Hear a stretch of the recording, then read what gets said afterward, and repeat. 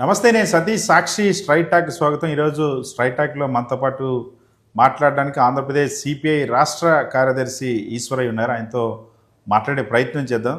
నమస్తే సార్. నమస్తే అండి.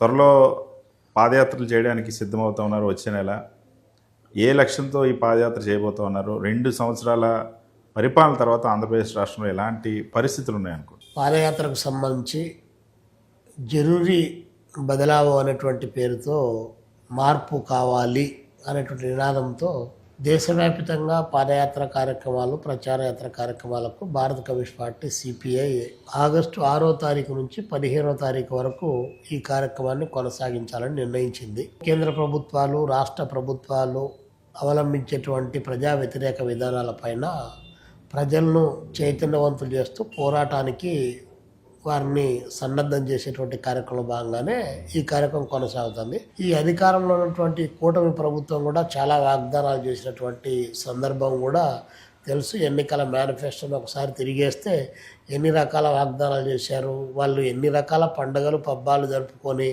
చాలా గట్టిగా మేము అమలు చేశామని చెప్పేసి ఒకరి పట్టు 10 మంది అరిచినా కూడా నిజంగా ప్రజల్లో అలాంటిది అమలు చేయలేదనేటువంటి భావనలు చాలా ఉన్నాయి. ఆంధ్రప్రదేశ్ రాష్ట్ర కమ్యూనిస్ట్ సమితి నాయకత్వంలో 17వ తారీఖు నుంచి 28వ తారీఖు వరకు ఎవ్రీ డే ప్రతిరోజు ఒక ప్రజా సంఘాది విద్యారంగ సమస్యలపైన కానీ, నిరుద్యోగ సమస్య పైన కానీ, కూలీ రేట్ల పెంపుదలకు సంబంధించి కానీ, కార్మిక వర్గానికి సంబంధించినది కానీ, అదేవిధంగా భారత రాజ్యాంగ హక్కుల పరిరక్షణకు సంబంధించినటువంటి విషయంలో అన్ని ప్రజా సంఘాలు, సిపిఐకి అనుబంధంగా ఉన్న ప్రజా సంఘాల నేతృత్వంలో ఎవ్రీడే ఒక కార్యక్రమానికి సంబంధించి రాష్ట్ర వ్యాప్తంగా 27 జిల్లాల్లో కూడా యాక్టివిటీకి ప్లాన్ చేయడం జరిగింది. ప్రత్యేకించి చంద్రబాబు నాయుడు గారు ఒక పాట పాడారు బిఫోర్ ఎలక్షన్ కంటే ముందు. మేము అధికారంలోకి వస్తే ఈ రాష్ట్రంలో ఉన్నటువంటి ఇల్లు లేనటువంటి పేదలందరికీ కూడా మేము ఇల్లు ఇస్తాము, దానికి సంబంధించి పట్టణ ప్రాంతాల్లో 2 సెంట్లు, గ్రామీణ ప్రాంతాల్లో 3 సెంట్లు అని చెప్పి ప్రకటించారు. ఇల్లు కట్టుకోవడానికి 4 లక్షల రూపాయలు అని చెప్పి ప్రకటించారు. అంటే 2 సంవత్సరాలు కంప్లీట్ అయిపోయింది. ఇల్లు లేదు, ఇడుపు లేదు, 4 లక్షల రూపాయలు డబ్బులు లేనటువంటిది. ఇది ఒక ప్రధానం. అదేవిధంగా మహిళలకు సంబంధించి 1500 అని చెప్పేసి ఆ మాట చెప్పాడు. అది కూడా అమలు కానటువంటిది. నిరుద్యోగులకు సంబంధించి కూడా చాలా తెలివైనటువంటి ప్రకటనలు, నిలువెత్తు యాడ్స్ ఇస్తున్నారు తప్ప వాస్తవంగా నిరుద్యోగులకు 8 లక్షల ఉద్యోగాలు రావాలి. ఇంకా ఇప్పుడు 2 నెలలు అదనంగా జరిగింది కాబట్టి 8.5 లక్షల ఉద్యోగాలు రావాలి. కానీ అలాంటి పరిస్థితి రాష్ట్రంలో ఎక్కడ కూడా లేదు. అది కూడా డిఎస్సి అనేటువంటి దాన్ని ఒకటి చేశారు. అది కూడా అంత తప్పులు తడక, అక్రమాలు వగైరా జరిగాయని చెప్పేసి ఈరోజు రాష్ట్ర వ్యాప్తంగా నిరుద్యోగ యువత ఆందోళన చెందుతున్నటువంటి పరిస్థితి. ఆ డిఎస్సి కూడా గత ప్రభుత్వం వేసినటువంటిదే తప్ప ఈ ప్రభుత్వం కొత్తగా వేసినటువంటిది ఏమీ లేనటువంటిది. కాబట్టి ఇలాంటివన్నీ కూడా ఉన్నాయి. పైగా మేము అధికారంలోకి వచ్చిన తర్వాత పారిశ్రామిక రంగ అభివృద్ధిని బాగా చేస్తామని చెప్పేసి ప్రకటించారు. పారిశ్రామిక రంగ అభివృద్ధికి సంబంధించి సిఐఏ సదస్సు జరిపారు విశాఖపట్నంలో. 20 లక్షల కోట్ల రూపాయలు పెట్టుబడులు వచ్చాయని చెప్పేసి ఒకవైపు చెప్పారు.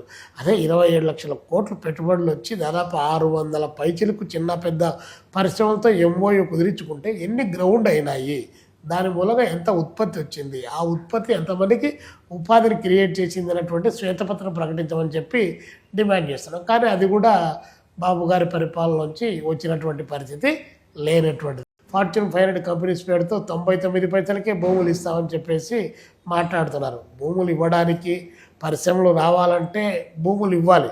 బట్ కానీ పరిశ్రమలు వాళ్ళు ఉత్పత్తి చేయడానికంటే, ఉద్యోగాలు క్రియేషన్ చేయడానికంటే పరిశ్రమల యొక్క కార్పొరేట్ కంపెనీల యొక్క ప్రయోజనాలు కాపాడే పద్ధతుల్లో వ్యవహారం నడిపిస్తే దాని మూలంగా ప్రజలకు ఉపయోగపడేటువంటిది ఒరిగేది ఏమీ లేదు. కాబట్టి ఇవన్నీ ఒకటి.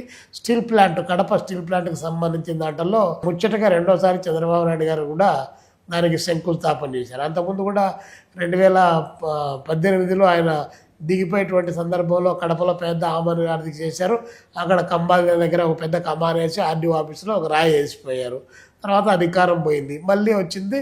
ఇప్పుడు మళ్ళీ స్టీల్ ప్లాంట్ అని చెప్పేసి ఊరికే కంటి తుడుపు చర్యగా ఈరోజు అలాంటి చర్యలు తీసుకున్నారు. అదేవిధంగా పక్కన విశాఖపట్నంలో స్టీల్ ప్లాంట్ ఉంది.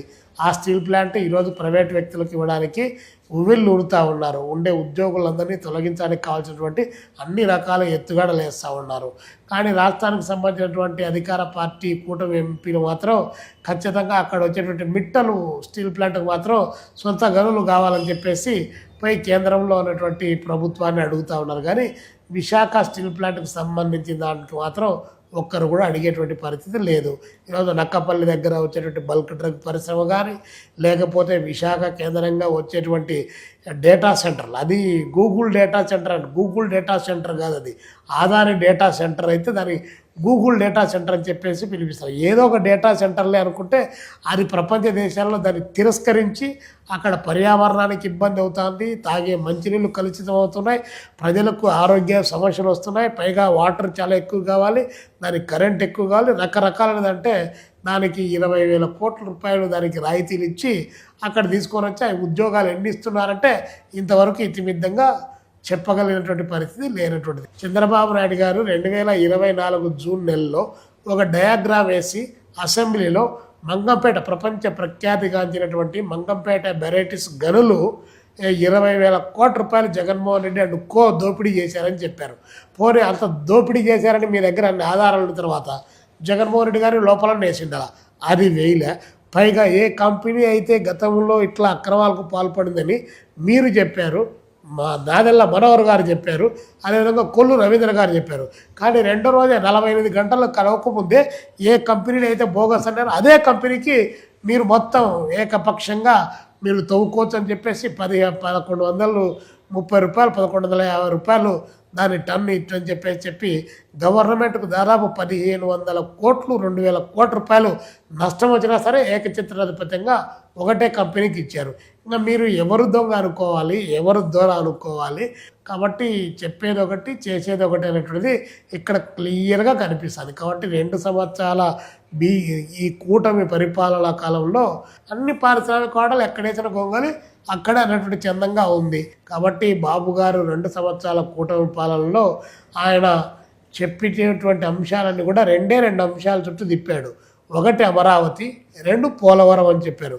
గతంలో పోలవరం కేంద్ర ప్రభుత్వం జాతీయ ప్రాజెక్టుగా ప్రకటించింది, దాన్ని ఈయనే కావాలని చెప్పేసి మేము తీసుకుంటామని చెప్పారు.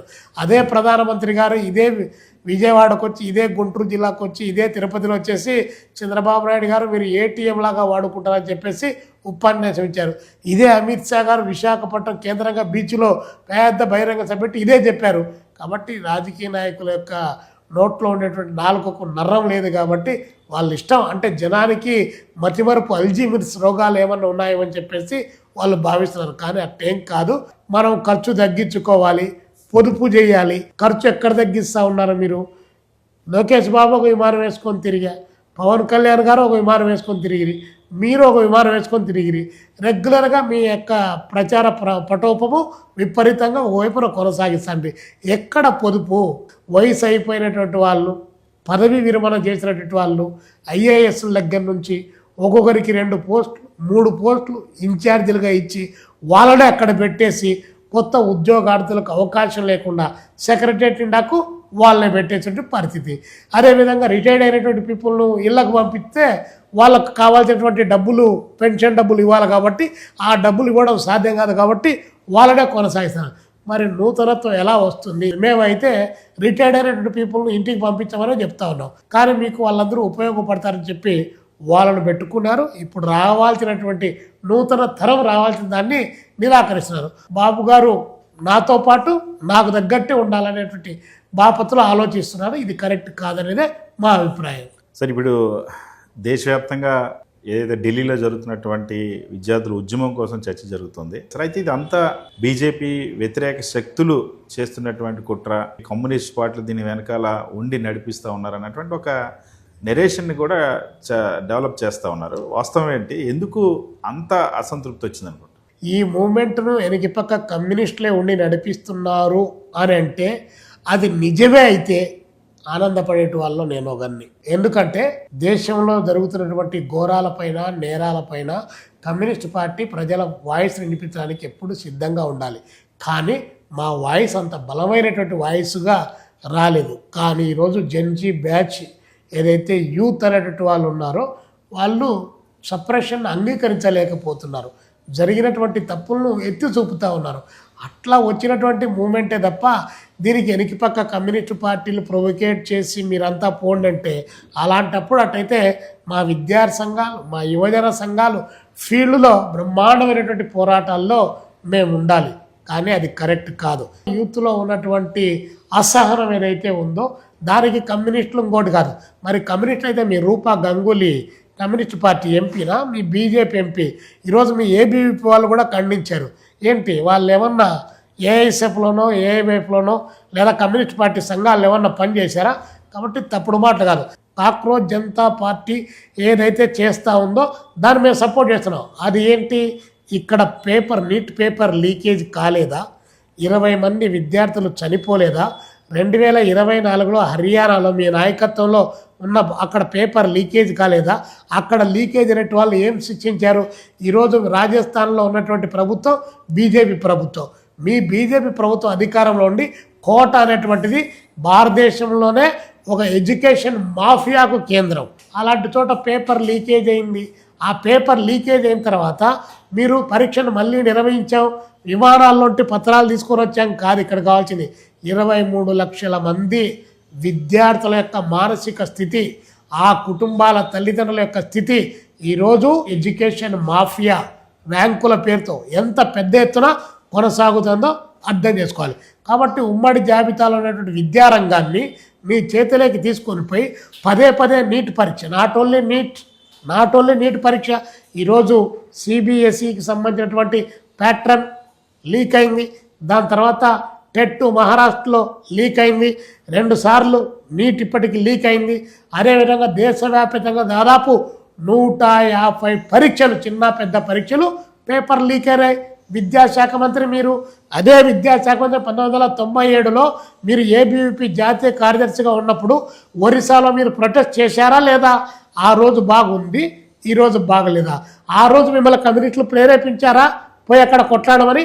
మళ్ళీ డైరెక్ట్ చెప్తున్నాం, కొంతమంది యూట్యూబర్స్గా ఉన్నటువంటి వాళ్ళు, కొంతమంది బీజేపీ వేసేటువంటి ఎంగిలి మెతుకులకు ఆశపడి అలాంటి వాళ్ళు కొంత వేరే పద్ధతుల్లో ఈ మూమెంట్కు రకరకాల ఏదైనా ఒక ఉద్యమం పెద్ద ఎత్తున నడుస్తుందంటే అమెరికా నుండి వచ్చారు, అమెరికా నుంచి ఫండింగ్ వచ్చి ఈ ఉద్యమాన్ని నడుపుతున్నారని చెప్పేసి కొంతమంది బత్తాయి యూనివర్సిటీ గ్యాంగ్ ఒకటి తలకాయ లేకున్నటువంటి గ్యాంగ్ మాట్లాడుతుంది. మీకంటే బత్తాయి గాళ్ళు, మీకంటే అమెరికాకు ఏజెంట్లు ఎవరున్నారు రవి? కాబట్టి అక్కడ జరిగే ఉద్యమం జన్యులతో కూడుకున్నటువంటిది. ఇది ఎందుకు జరిగింది అని చెప్పేటువంటి మాట పక్కన పెట్టి దీనికి ఎర్రోళ్ళు ఉన్నారు, నల్లోళ్ళు ఉన్నారు అని చెప్పి కొన్ని కులపు ఛానళ్ళు వచ్చేసి కుళ్ళునంతా కూడా వెదజల్లడానికి కావాల్సినటువంటి ప్రయత్నం చేస్తే దాన్ని పట్టించుకునేవాడు ఎవడు లేడు. శాంతియుత పద్ధతులు ఆందోళన చేస్తూ ఉంటే మహిళలుగా ఉన్నటువంటి కొంతమంది ఆంధ్ర తెలంగాణకు సంబంధించినటువంటి యూట్యూబర్స్గా లాఠీలు తీసుకొని చెప్పకూడనటువంటి చోట లాఠీలతో పెడతా ఉంటే సిగ్గు లేకుండా మళ్ళీ వాయిస్ ఓవర్ ఇచ్చుకోవడానికి సిగ్గు లేదా? మీరు మహిళలు కాదా అని అడగాల్సినటువంటి పరిస్థితి ఈరోజు దేశంలో ఉంది. కాబట్టి ఆ మూమెంట్ ఇంకా బ్లోప్ కావాలి, దేశమంతా కూడా బ్లోప్ కావాలి. నరేంద్ర మోడీ 12 సంవత్సరాల కాలంగా ఈ దేశాన్ని అమ్మకానికి పెట్టేటువంటి విధానం ఈరోజు జనంలో చర్చ జరుగుతూ ఉంది. ఆరావళి పర్వతాలు కొడితే ఎవరు అడగడానికి లేదు, లేకపోతే అడవుల్లో ఉన్నటువంటి ఖనిజ సంపదను కొల్లగొట్టుకొని పోతే ఎవడు అడగడానికి లేదు, భారత రాజ్యాంగంలో ఇచ్చినటువంటి హక్కులు నిరాకరిస్తే ఎవడు అడగడానికి లేదు, ఆదివాసులు అడవుల నుంచి ఖాళీ చేస్తే ఎవడు అడగడానికి లేదు, గిరిజనులు దళితుల పైన దాడులు చేస్తే ఎవరు అడగడానికి లేదు, మహిళల పైన దాడులు చేస్తే ఎవరు అడగడానికి లేదు. మీరు చెప్పేటువంటి అబద్ధాలు వార్చి వడ్డించి కొన్ని పత్రికలు శ్రీశ్రీ గారు చెప్పినట్లు పెట్టుబడికి కట్టుకథకు పుట్టినటువంటి ఈ విష పుత్రికలు, ఈ పత్రికలని శ్రీశ్రీ గారు ఎప్పుడో చెప్పారు, అది ఈరోజు అక్షరాలా నిజమవుతోంది. నిజంగా ప్రజా గొంతుకు మీరు వాయిస్ ఇచ్చేటట్టయితే వాస్తవాలు చెప్పండి, పొరపాట్లు జరిగితే చీల్చి చెండాడండి. అంతేగాని ఉద్యమం పైన అవాకులు చవాకులు పేల్చి అందులోంటి వేరే వాళ్ళు దూరారు, ఇంకొకరు వచ్చారు, దీనికి పక్క ఇట్లా అని చెప్తే అది నమ్మేటువంటి పరిస్థితిలో ఈరోజు ఎవ్వరూ లేరు. కాబట్టి ఆ దశ దాటిపోయింది. ఖచ్చితంగా నైతిక బాధ్యత వహించాల్సిందే. అదృష్టవశాత్తు నెహ్రూ గారు లేరు దేశంలో, లేకపోతే ఈ పేపర్ లీకేజీలకు కూడా నెహ్రూ గారే కారణం అని చెప్పి తప్పించుకునే బాపతు ఈరోజు కేంద్రంలో అధికారంలో ఉంది. మీరే కదా 12 ఏళ్ళ ఉంటే ఈ దేశాన్ని వెళ్తుంది మీరే కదా. కాబట్టి మీరు చూడాలి తప్ప మీరు బాధ్యత లేదు, మీ ప్రధానమంత్రి గారు అడ్రస్ చేయండి. నిన్నలా తగుదనమ్మా అని చెప్పేసి ముసలక్క నీరు గాడ్చుకుంటే అర్ధరాత్రి పూట వచ్చి సెల్ఫీ వీడియో తీసి ఒకటి పంపించాడు. పిలు, మీకు గుండెకాయలు ఉంటే పిలు, ఈ దేశ మీడియాను ఎదుర్కోవాలనుకుంటే నీ గోధి మీడియాతో పాటు మిగతా మీడియా కూడా వస్తుంది, పిలిచి ప్రెస్ కాన్ఫరెన్స్ పెట్టి ఈ దేశానికి సందేశమే మీకు చేతనైతే ఆ పని చేయలేరు. కానీ వేరే ఇవన్నీ సులభం కదా, డబ్బులు ఇచ్చి ఏది ఎలక్ట్రల్ బాండ్స్ తీసుకొని ఎలక్ట్రల్ బాండ్స్ ద్వారా ముందు ఈడీ తర్వాత సిబిఐ మరొకటి వేసి ఆ కంపెనీల పైన దాడులు చేసి వాళ్ళు ఇచ్చిన డబ్బు కట్టలు తీసుకొని వచ్చి ఆ డబ్బు కట్టలతో మండలానికి ఒకడు, గ్రామానికి ఒకడు 10,000, 15,000, 20,000 రూపాయలు డబ్బులు ఇచ్చి పెట్టుకున్నటువంటి బత్తాయి వాట్సాప్ యూనివర్సిటీ వాళ్ళతో దేశంలో ఒక ఉన్మాదాన్ని రేకెత్తించేటువంటి కార్యక్రమానికి శ్రీకారం చుడితే ఇక్కడ భయపడే వాళ్ళు, దడుచుకునే వాళ్ళు ఎవరు లేరు. ఈరోజు యూత్లో ఆ అవేర్నెస్ వచ్చింది. దాన్ని ఆపడం నీ తరం, నా తరం, ఎవరి తరం కాదు. నీట్కి సంబంధించి రీ ఎగ్జామ్ నిర్వహించాము, ఆ దోషుల్ని శిక్షిస్తూ ఉన్నాము, ఫాస్ట్ ట్రాక్ కోర్టులు పెడతా ఉన్నాము. అయినా సరే సెంట్రల్ మినిస్టర్ రాజీనామా చేయాలన్నది కేవలం రాజకీయం కోసం మాత్రం ఈ డిమాండ్ తెరపైకి తీసుకొచ్చి ఉద్యమాన్ని నడిపిస్తూ ఉన్నారని బీజేపీ అంటున్నారు. బీజేపీ ఎప్పుడైనా కూడా అది వాస్తవాలు ఒప్పుకుంటే దానిపైన ఒక శాపం ఉంది. నిజాలు చెప్పితే తల 1000 ఒక్కలై పగిలిపోయి పోతుంది అనేటువంటి ఒక శాపం ఏమన్నా ఉందేమో. ఎందుకంటే మునుల కాలం నుంచి చెప్తా ఉంటారు కాబట్టి అలాంటి శాపం ఉంది. ఈరోజు నీట్ ఎగ్జామ్ నిర్వహించాం, దానికి మళ్ళీ రీ ఎగ్జామ్ నిర్వహించాం అన్నటువంటి పాయింట్ చెప్తున్నారు తప్ప 20 మంది విద్యార్థులు చనిపోయారు. దానికి సంబంధించినటువంటి కాంపన్సేషను ఒక్కొక్క కుటుంబానికి ₹1,00,00,000 అడుగుతూ ఉన్నారు. దానిపైన ఏమన్నా జవాబు చెప్తున్నారా? మీరు చెప్పలేదు. మీరు ఎగ్జామ్ నిర్వహించి దాని తర్వాత మళ్ళీ అది లీక్ అయ్యి మళ్ళీ ఇప్పుడు వచ్చింది కాబట్టి ఏమి ఇబ్బంది లేదు అని మీరు చెప్తున్నారు. మళ్ళీ ఇబ్బంది లేదన్నప్పుడు 20 మంది పిల్లలు చనిపోయారు కదా, దానికి నైతిక బాధ్యత ఎవరు వహించాలి? బీజేపీనే వహించాలి. దాన్ని అడ్రస్ చేయడం లేదు. పైగా మీరు రాష్ట్ర పరిధిలో ఉన్నటువంటి విద్యారంగాన్ని, ఉమ్మడి జాబితాలో ఉన్నదాన్ని ఈరోజు కేంద్ర పరిధిలోకి తీసుకొనిపోయి మొత్తం మెడికల్ కాలేజీ సీట్లన్నీ మీ ఆధీనంలో పెట్టుకొని దానికి నీట్ అని చెప్పేసి దాని ప్రకారం మీరు నిర్వహిస్తూ ఉన్నారు. దేశమంతా ఒకటి అని చెప్పి నిర్వహిస్తూ ఉన్నారు. గతంలో ఎగ్జామ్ జరిగితే ఎక్కడైనా పొరపాటు లీకేజ్ అయితే ఆ రాష్ట్రంలో ఉండేటువంటి విద్యార్థుల వరకే నష్టం జరిగేది. ఈరోజు దేశం అంతా అన్నప్పుడు చాలా పెద్ద ఎత్తున నష్టం జరుగుతుంది. కాబట్టి ఎన్టీఏ అనేటువంటిది ఒక సంస్థ, అది 2024లోనే సక్రమంగా నిర్వహించలేనప్పుడు, అది లీకేజ్ అయినప్పుడు దాన్ని మార్చి ఉండాల్సింది. ఎందుకు మార్చలేదు? ఏంటి మతలం ఏంటి? ఎన్ని కోట్ల రూపాయలు మీకు చేతులు మారుతూ ఉన్నాయి, లేకపోతే ఎందుకు మార్చరు? కాబట్టి అది ఒక ఫెయిల్యూర్ సంస్థ. దాని నుండి రద్దు చేసి ఇంకొకరికి ఇచ్చి ఉండాల్సింది పగడ్బందీగా. అంటే ఇప్పుడు మాకు కూడా ఒక డౌట్ ఉంది, ఈవీఎంల మూలంగానే గెలిచాడు నరేంద్ర మోడీ అని చెప్పి మాకు డౌట్ ఉంది. మరి మాకు ఆ డౌట్ తీర్చండి. మరి మీరు ఈవీఎంలో కాదు అని చెప్పి మీరు మళ్ళీ రీఎలక్షన్కి రండి. కాబట్టి ఇట్లాంటివన్నీ ఎక్సెప్రెషన్లు కాదు కావాల్సింది, జరిగిన తప్పు నుంచి. లాల్ బహదూర్ శాస్త్రి గారు దానికోసమే రాజీనామా చేశాడా? అంతకుముందున్నటువంటి మంత్రులు దీనికోసమే రాజీనామా చేశారా? నైతికత, బాధ్యత, దానికోసం జవాబుదారితనం కోసం వాళ్ళు చేశారు. కానీ మీకు ఆ జవాబుదారితనమే లేదే, మీ జవాబుదారితనమే లేదు. కాబట్టి మీరు పొగుడుకుంటా ఎవరికి వాళ్ళు ఈశ్వగురు అని చెప్పి మీరు పొగుడుకుంటా దేశం ఏమైపోయినా పర్వాలేదు, మేము ఏం చేసినా కూడా మమ్మల్ని అడిగేవాళ్ళు లేడనే పద్ధతిలో వ్యవహరిస్తున్నారు. ఇది ప్రధానమంత్రిని రాజీనామా కోరినా లేదా విద్యాశాఖ మంత్రి రాజీనామా వలన ఇందులో రాజకీయపరమైన డిమాండ్ ఎక్కడ కూడా లేదు. రాజకీయ పార్టీలు ముందు కోరాయా రాజీనామా చేయమని? స్టూడెంట్స్ కోరతారు. స్టూడెంట్స్ కోరకుండా ఎందుకు ఉంటారు? నువ్వు దీనికి బాధ్యుడిగా ఉన్నప్పుడు దానికి సంబంధించినటువంటి జవాబు చెప్పాలి. ఆ జవాబుదారితనం లేనప్పుడు రాజీనామా చేయి. ఇంకోని మన నీ గవర్నమెంట్ వద్దు మాకు పోని పడదోయడానికి ఏమైనా చెప్పారా? నువ్వు ప్రధానమంత్రిని అడిగారు, నువ్వు అతనితో రాజీనామాను తీసుకో, లేదంటే బర్తరఫ్ అన్న చేయి అని చెప్పారు. అది చేతకాలనుకో నువ్వే రాజీనామా చేయి, నైతికంగా ఉంటుంది, దేశం అంతా కూడా గర్విస్తారని చెప్పి చెప్తా ఉన్నారు. ఇందులో రాజకీయపరమైన డిమాండ్ ఏం లేదు. ఫెయిల్యూర్స్ నుంచి ప్రజలు కోరుకునేటువంటి ఒక జెన్యూన్ డిమాండ్. ఇది ఎవరు కాదనలేనటువంటి అంశం. సరే, సుప్రీంకోర్టు జడ్జి గారు, సిజే గారు, ఆయన సూర్యకాంత్ మిశ్రా గారా, ఆయనకు ఈ ఢిల్లీలో జరిగేటువంటి గలాటలు, అక్కడ జరిగే లాఠీ చార్జ్ అవన్నీ చూసేటువంటి టైం లేదు. ఎందుకంటే వారికేం బాగా ఉన్నారు కాబట్టి 3,50,000 రూపాయలు జీతం వస్తుంది. 12 మందో 14 మందో మంచిగా పనిచేసేటువంటి బిల్ల జమాల దగ్గర నుంచి మెసెంజర్ల దగ్గర నుండి అందరూ కూడా బాగుంటారు, అన్ని సపరేలు చేస్తారు. కాబట్టి టయానికి అన్నీ వస్తాయి, బంగ్లాలు గింగ్లాలు అన్నీ వస్తాయి.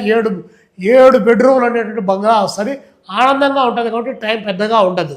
కాబట్టి అంత టైం లేని సందర్భంలో మేము సిపిఐగానే ఈ స్టేట్ పార్టీగానే మేము అడుగుతున్నాం. అంత టైం లేకుండా ఇబ్బంది పడేదానికి మీరు చూడడానికి ఏ సినిమా ఏమన్నా చూపిస్తారా? లేదు కదా. జరుగుతున్నటువంటి ఘటన దేశంలో ఏదైనా ఒక విపత్కరమైన పరిస్థితి వచ్చి ఎక్కడా న్యాయం జరగలేదంటే చివరికి న్యాయస్థానాన్ని ఆశ్రయిస్తారు, అక్కడ న్యాయం దొరుకుతుందని. ఇటీవల కాలంలో ఆ న్యాయం కూడా దొరికేటువంటి పరిస్థితి లేదని చెప్పి సిజేఐ గారి వ్యాఖ్యలు ఈరోజు బహిర్గతమే. కాబట్టి సిజేఐ గారు తన పదవికి రాజీనామా చేస్తే ఇంకొకరు వచ్చి అక్కడ కూర్చుంటారు, టైం ఉండే వాళ్ళు వచ్చి కూర్చుంటారు. పోనీ అట్లా అని చెప్పేసి ఇప్పుడున్నటువంటి కోర్టులో ఉండేటువంటి కేసులే విపరీతంగా పరిష్కరిస్తున్నారంటే తీయండి. జిల్లాల వారీగా, రాష్ట్రాల వారీగా ఒక్కొక్క జిల్లాలో ఒక్కొక్క కోర్టులో ఎన్ని లక్షల కేసులు పెండింగ్లో ఉన్నాయో ఒకసారి చూడండి. కాబట్టి దీనిపైన మాట్లాడకుండా కేసులు త్వరితగతిన వాటిని పరిష్కరించకుండా మాకు టైం లేదని చెప్పేసి ప్రభుత్వానికి పరోక్షంగా కాపలా కాసేటువంటి మాటలు తప్ప రెండోది ఏం లేదు. కాబట్టి విద్యార్థులు డిమాండ్ చేసేటువంటిది, రాజకీయ పార్టీలు ఈరోజు డిమాండ్ చేసేటువంటిది జెన్యూన్ డిమాండు. ఇది సరిపోయినట్టు వాళ్ళు ఇది కరెక్ట్ కాదంటారు, ఇది కరెక్ట్ అని చెప్పి భావించే వాళ్ళు మెజారిటీ ప్రజలు ఈరోజు కరెక్ట్ అని చెప్తున్నారు. కాబట్టి ఇది కరెక్టే, ఎందుకంటే నైతిక బాధ్యత. ఆ నైతికత లేనప్పుడు సహజంగా వస్తుంది. సో నీట్ పేపర్ లీక్ అయినట్టుగానే ఆంధ్రప్రదేశ్లో డిఎస్సి ఎగ్జామ్కి సంబంధించిన పేపర్ కూడా లీక్ అయిందన్న ఆరోపణలు ఉన్నాయి. అవుట్సోర్సింగ్ ఉద్యోగికి ఏమో డిస్ట్రిక్ట్ టాప్ ర్యాంక్ వచ్చింది. స్పోర్ట్స్ కోటాలో జరిగినటువంటి రిక్రూట్మెంట్ మీద కూడా ఆరోపణలు ఉన్నాయి. వీటిపైన ఎందుకు ఈ ప్రభుత్వం స్పందించడం లేదంటారు? డిఎస్సి స్పోర్ట్స్ కోటాకు సంబంధించి డిఎస్సిలో అక్రమాలు జరిగాయని చెప్పేసి దానిపైన విచారణ చేపట్టమని మేము సిపిఐగా కూడా విజ్ఞప్తి చేశాం. మా విద్యార్థి యువజన సంఘాలు కూడా డిమాండ్ చేశాయి. 1-2 సందర్భాల్లో ఆందోళన కార్యక్రమాలు కూడా చేశాము. అయినా కూడా ప్రభుత్వం ఇక్కడ ఏమీ జరగలేదని చెప్పేసి స్టేట్ గవర్నమెంట్ దానికి కావాల్సినటువంటి అధికారులను, ఐఏఎస్ ఆఫీసర్లు ప్రయోగించి ఏమీ జరగలేదని చెప్పి చెబుతూ ఉంది. కానీ ఆడియోలు, వీడియోలు మొత్తం లీకేజ్ అయ్యి వాట్సాప్లో వైరల్ అయ్యి సోషల్ మీడియా నిండా కూడా ఎవరు పాత్రధారులు, ఎవరు సూత్రధారులు అనేటువంటి దాంతో సహా అన్ని రకాలుగా వచ్చాయి. కాబట్టి ఈరోజు ఇంతకంటే ఎక్కువ ఈ గవర్నమెంట్ నుంచి, కూటమి ప్రభుత్వం నుంచి ఎక్స్పెక్ట్ చేయడం అనేటువంటిది సరైనది కాదు. గతంలో కూడా చంద్రబాబు నాయుడు గారు గత గవర్నమెంట్ ఉన్నప్పుడు గ్రూప్ 1లో, గ్రూప్ 2లో అక్రమాలు జరిగాయి, ఇళ్లల్లో కూర్చొని ఐలాండ్లో కూర్చొని పరీక్షలు రాశారని చెప్పేసి గట్టిగానే చెప్పారు. మరి ఐలాండ్లో కూర్చొని పరీక్షలు రాశారు, వీళ్ళందరికీ ఇద్దని చెప్పారు. మరి ఆయన అధికారంలోకి వచ్చిన తర్వాత వాళ్ళకే ప్రమోషన్లు ఇచ్చి కూర్చోబెట్టుకున్న పరిస్థితి. కాబట్టి ఇంకా దీని గురించి ఎక్కువ మాట్లాడితే మనలో మనం అవమానించుకున్నట్టు అవుతుంది. కాబట్టి బాబు గారు అప్పుడు చెప్పింది, ఇప్పుడు చెప్పింది, రేపు చెప్పబోయేదానికి చాలా తేడాలు ఉంటాయి. కాబట్టి దాని గురించి ఎక్కువ మాట్లాడితే ఉపయోగం లేదు. జరిగినటువంటి వాస్తవాలు ఇక్కడ జరిగింది, ఇది 100% నిజం. మేము విచారణ చేస్తున్నామంటే మీరే కదా విచారణ చేయాల్సింది, మీరు చేస్తారు. అధికారం మీ చేతిలో ఉంది. ఈరోజు ఎవరన్నా గట్టిగా మాట్లాడి ఏదన్నా చెప్తే కూడా మాట్లాడడానికి కూడా హక్కు లేదనే పద్ధతిలో ప్రయత్నం చేస్తున్నారు. కాబట్టి అక్రమాలు జరిగిన మాట వాస్తవం. ఈ ప్రభుత్వం తన పైన తాను ఎంక్వైరీ చేసుకోవడానికి సిద్ధంగా లేదు. రాజు తలుచుకుంటే శుద్ధులు కొదవా. కాబట్టి రాజు తలుచుకున్నాడు. ఎంతోమంది ఒకసారి శుద్ధులు చెప్తారు, ఇది అంటారు, ఇది రిజర్వేషన్ అంటారు, ఇది రోస్టర్ అంటాడు, దీనికి ఇట్లా వచ్చింది, దీనికి ఇట్లా వచ్చింది అని చెప్తారు. మరి ఫస్ట్ దానికి వచ్చినటువంటి వాడికి సీట్లు ఎందుకు రాలా, ఎందుకు జాయిన్ కాలా, అతను ఎందుకు ఏ కారణం రీత పోయాడు, కాబట్టి అతను ఎక్కడ కూర్చున్నాడు, ఎవరి దగ్గర ఉన్నాడు, ఇవన్నీ కూడా జనానికి తెలిసినటువంటిదే. కాబట్టి మా అధికారం మా చేతిలో ఉంది, మా ఇష్టారాజ్యమైన పద్ధతిలో వ్యవహరిస్తున్నారు. ఇప్పుడు అట్టయితే ఢిల్లీలో జంజీ లాంటి ఉద్యమం వచ్చిందో, శృతి మించి శిశుపాలుడు వద అంటాం కదా, 100 తప్పులు జరిగిన తర్వాత శిశుపాలుడిని వద చేసినట్టు శ్రీకృష్ణుడు 100 తప్పులు జరిగిన తర్వాత ఖచ్చితంగా ప్రజలు వద చేస్తారు. దాన్ని రాజకీయంగా దానికి కావాల్సినటువంటి వాతలు పెట్టడానికి సిద్ధం అవుతారు. సార్, రాష్ట్రంలో కూడా విద్యార్థుల సమస్యలు చాలా తీవ్రంగా ఉన్నాయి. కనీసం ఫీజు రియంబర్స్మెంట్ కూడా ఆంధ్రప్రదేశ్ రాష్ట్రంలో విద్యార్థులకు రానటువంటి పరిస్థితి, వేల కోట్లు బకాయిలు పెట్టినటువంటి పరిస్థితి. అనేక సందర్భాల్లో మీ విద్యార్థి సంఘం కూడా ప్రతి సందర్భంలో ఆందోళన చేస్తున్నటువంటి పరిస్థితి. కానీ ఎక్కడ ప్రభుత్వంలో చలనం కనబడట్లేదు. ఎడ్యుకేషన్ మినిస్టర్ లోకేష్ కూడా ఎక్కడ స్పందిస్తున్నట్లేదు. రాష్ట్ర ప్రభుత్వం విద్యార్థుల ఫీజు రియంబర్స్మెంట్కు సంబంధించి విద్యార్థి సంఘాలన్నిటినీ పిలిచారు, ఇంక్లూడింగ్ మా ఆర్గనైజేషన్స్ను కూడా పిలిచారు. యూత్ స్టూడెంట్స్ను పిలిచారు. మంత్రి గారు లోకేష్ బాబు గారు పిలిచారు, పోయిన తర్వాత మేము ఈ ఫీజు రియంబర్స్మెంట్ ఇంత బకాయిలు ఉన్నాయని చెప్పిన తర్వాత ఇది పలానా తేదీలోగా మేము రిలీజ్ చేస్తాం, మీరు ఆందోళన చెందాల్సినట్టు అవసరం లేదని చెప్పేసి విద్యాశాఖ మంత్రి గారు చర్చలకు పిలిచి వారు చెప్పితే నిజంగానే ఈ డేటులోపు చేస్తారని చెప్పేసి మేము భావించాం. అందుకని చెప్పేసి ఉద్యమాన్ని కొంచెం తాత్కాలికంగా జరగాల్సిన ఉద్యమాన్ని వాయిదా వేశాం. ఎందుకంటే సాక్షాత్తు విద్యాశాఖ మంత్రి గారే పిలిచారు కాబట్టి చేశాం.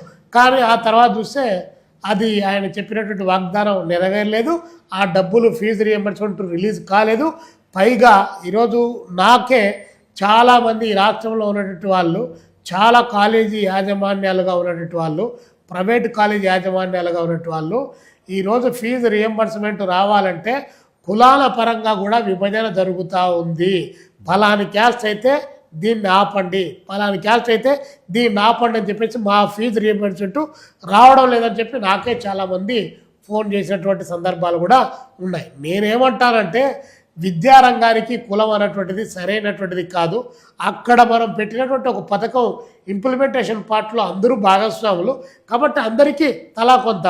మన దగ్గర 4 రూపాయలు ఉంది, 4 రూపాయల్లో 3 రూపాయలు ఇస్తున్నాం. 3 రూపాయలు ముగ్గురికి ఒక్కొక్కరికి ఒక్కొక్క రూపాయి పంచాలి తప్ప అట్ట కాకుండా పలానోళ్ళకు రూపాయిన్నర ఇచ్చి ఇంకొక ఆయనకు 175 రూపాయలు ఇచ్చి ఇంకొక ఆయనకు పావలానే 25 రూపాయలు ఇస్తామంటే మరి వాళ్ళు కూడా కాలేజీలు రన్ చేసుకుంటా ఉన్నారు. కాబట్టి ఇలాంటి పరిస్థితి నడుస్తుంది. ఈరోజు కూడా దాదాపు 6,000 కోట్ల నుంచి 7,000 కోట్ల రూపాయల పైచిలకు ఫీజు రియంబర్స్మెంట్ పెండింగ్లో ఉన్నాయి. కాలేజీ యాజమాన్యాలు సర్టిఫికెట్లు ఇవ్వగలిగిన పరిస్థితులు లేవు. మీకేమి ఇబ్బంది లేదు, మేమున్నాం అని విద్యాశాఖ భరోసా ఇస్తుంది. కానీ కాలేజీ యాజమాన్యాలు మీకేమో వాళ్ళు భరోసా ఇస్తారు, మేము ఇక్కడ కాలేజీ నడపాలంటే నెల మేము జీతాలు ఇవ్వాలంటే మాకు ఇబ్బంది అవుతుంది, దీన్ని రన్ చేయాలంటే మేము ఇబ్బంది పడుతున్నాం, కాబట్టి మీరు కట్టండి వచ్చిన తర్వాత తీసుకోండి అనే పద్ధతిలో కూడా చెప్తున్నారు. ఒకవేళ కోర్స్ అయ్యి ఎవరన్నా పోతారంటే ఆ ఫీజు రియంబర్స్మెంట్ వచ్చిన తర్వాత నీకు ఫోన్ చేస్తాం, ఈ సర్టిఫికెట్లు ఇచ్చే పరిస్థితి లేదని చెప్పేసి చేసిన వాళ్ళు కోకొల్లలు ఈ రాష్ట్రంలో కొనసాగుతున్నాయి. కాబట్టి ఫీజు రియంబర్స్మెంట్ అయినా సరే రెగ్యులర్గా రిలీజ్ చేయాల్సినటువంటి బాధ్యత ఇక్కడ ఉన్నటువంటి విద్యాశాఖ పైన ప్రధానంగా ఉంది అనేటువంటిది మేము తెలియజేస్తున్నటువంటిది. రెండోది, లోకేష్ బాబు గారు ఈ విద్యారంగాన్ని ఆయన స్టాన్ఫోర్డ్ యూనివర్సిటీలో చదువుకొని వచ్చాడు. విద్యారంగంలో ఆయన ఏరి కోరి తీసుకున్నాడని మేము అనేక మంది ద్వారా తెలుసుకున్నటువంటి అంశం. ఎందుకంటే బాగా చదువుకునే వాళ్ళు ఆ శాఖ ఉంటే మంచిగా ఫలితాలు వస్తాయని చెప్పి. కానీ ఈరోజు దానిపైన ఆయన దృష్టి పెట్టగలిగినటువంటి పరిస్థితి ఇక్కడ కనిపించడం లేదు.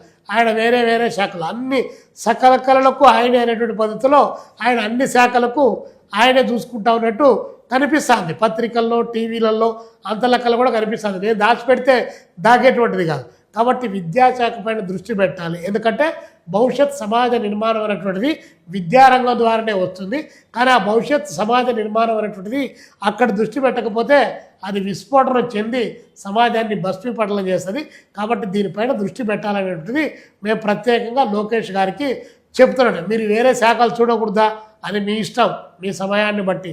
మీరు ఇంకొక దాంట్లో జోక్యం చేసుకోకూడదా, రాజ్యం మీకు హక్కు ఇచ్చింది, ప్రజలు హక్కు ఇచ్చారు, మీరు చూస్తారు. బట్ కానీ మీరు దేనికైతే ప్రత్యేకించున్నారో దాన్ని చూడాల్సిన బాధ్యత ఈరోజు ఉంది. దానిపైన దృష్టి పెట్టకపోవడం ద్వారానే ఈరోజు విశ్వవిద్యాలయాల్లో నియామకం చెందుతున్నటువంటి యూనివర్సిటీ వైస్ ఛాన్సలర్స్ ఏ రాజకీయ పార్టీ అధికారంలో ఉంటే ఆ రాజకీయ పార్టీ జెండాలు మోసేటట్టు వాళ్ళు యూనివర్సిటీ వైస్ ఛాన్సలర్స్గా, రెక్టార్స్గా, రిజిస్ట్రార్స్గా నియామకం చెంది మంచిగా చదువుకొని విజ్ఞానాన్ని అవపోషణ పట్టేటి వాళ్ళు ఫైల్ సంఖ్యలో పెట్టుకొని అది రాజకీయ పార్టీల నాయకుల దగ్గర వచ్చి నిలబడుకునే పరిస్థితి. ఒకప్పుడు డాక్టర్ జాకీర్ హుసేన్ గారు చెప్పారు, ఒకనాడు రాజకీయ రంగంలో విద్యారంగం ఉండేది, ఈరోజు విద్యారంగంలోకి రాజకీయాలు చొరబడ్డాయి, కాబట్టి ఇలాంటి పరిస్థితి వచ్చిందని చెప్పి మేధావులు సైతం క్యూ లైన్లో నిలబడుకునేటువంటి పరిస్థితి ఈరోజు మన కళ్ళ ముందు కనిపిస్తుంది.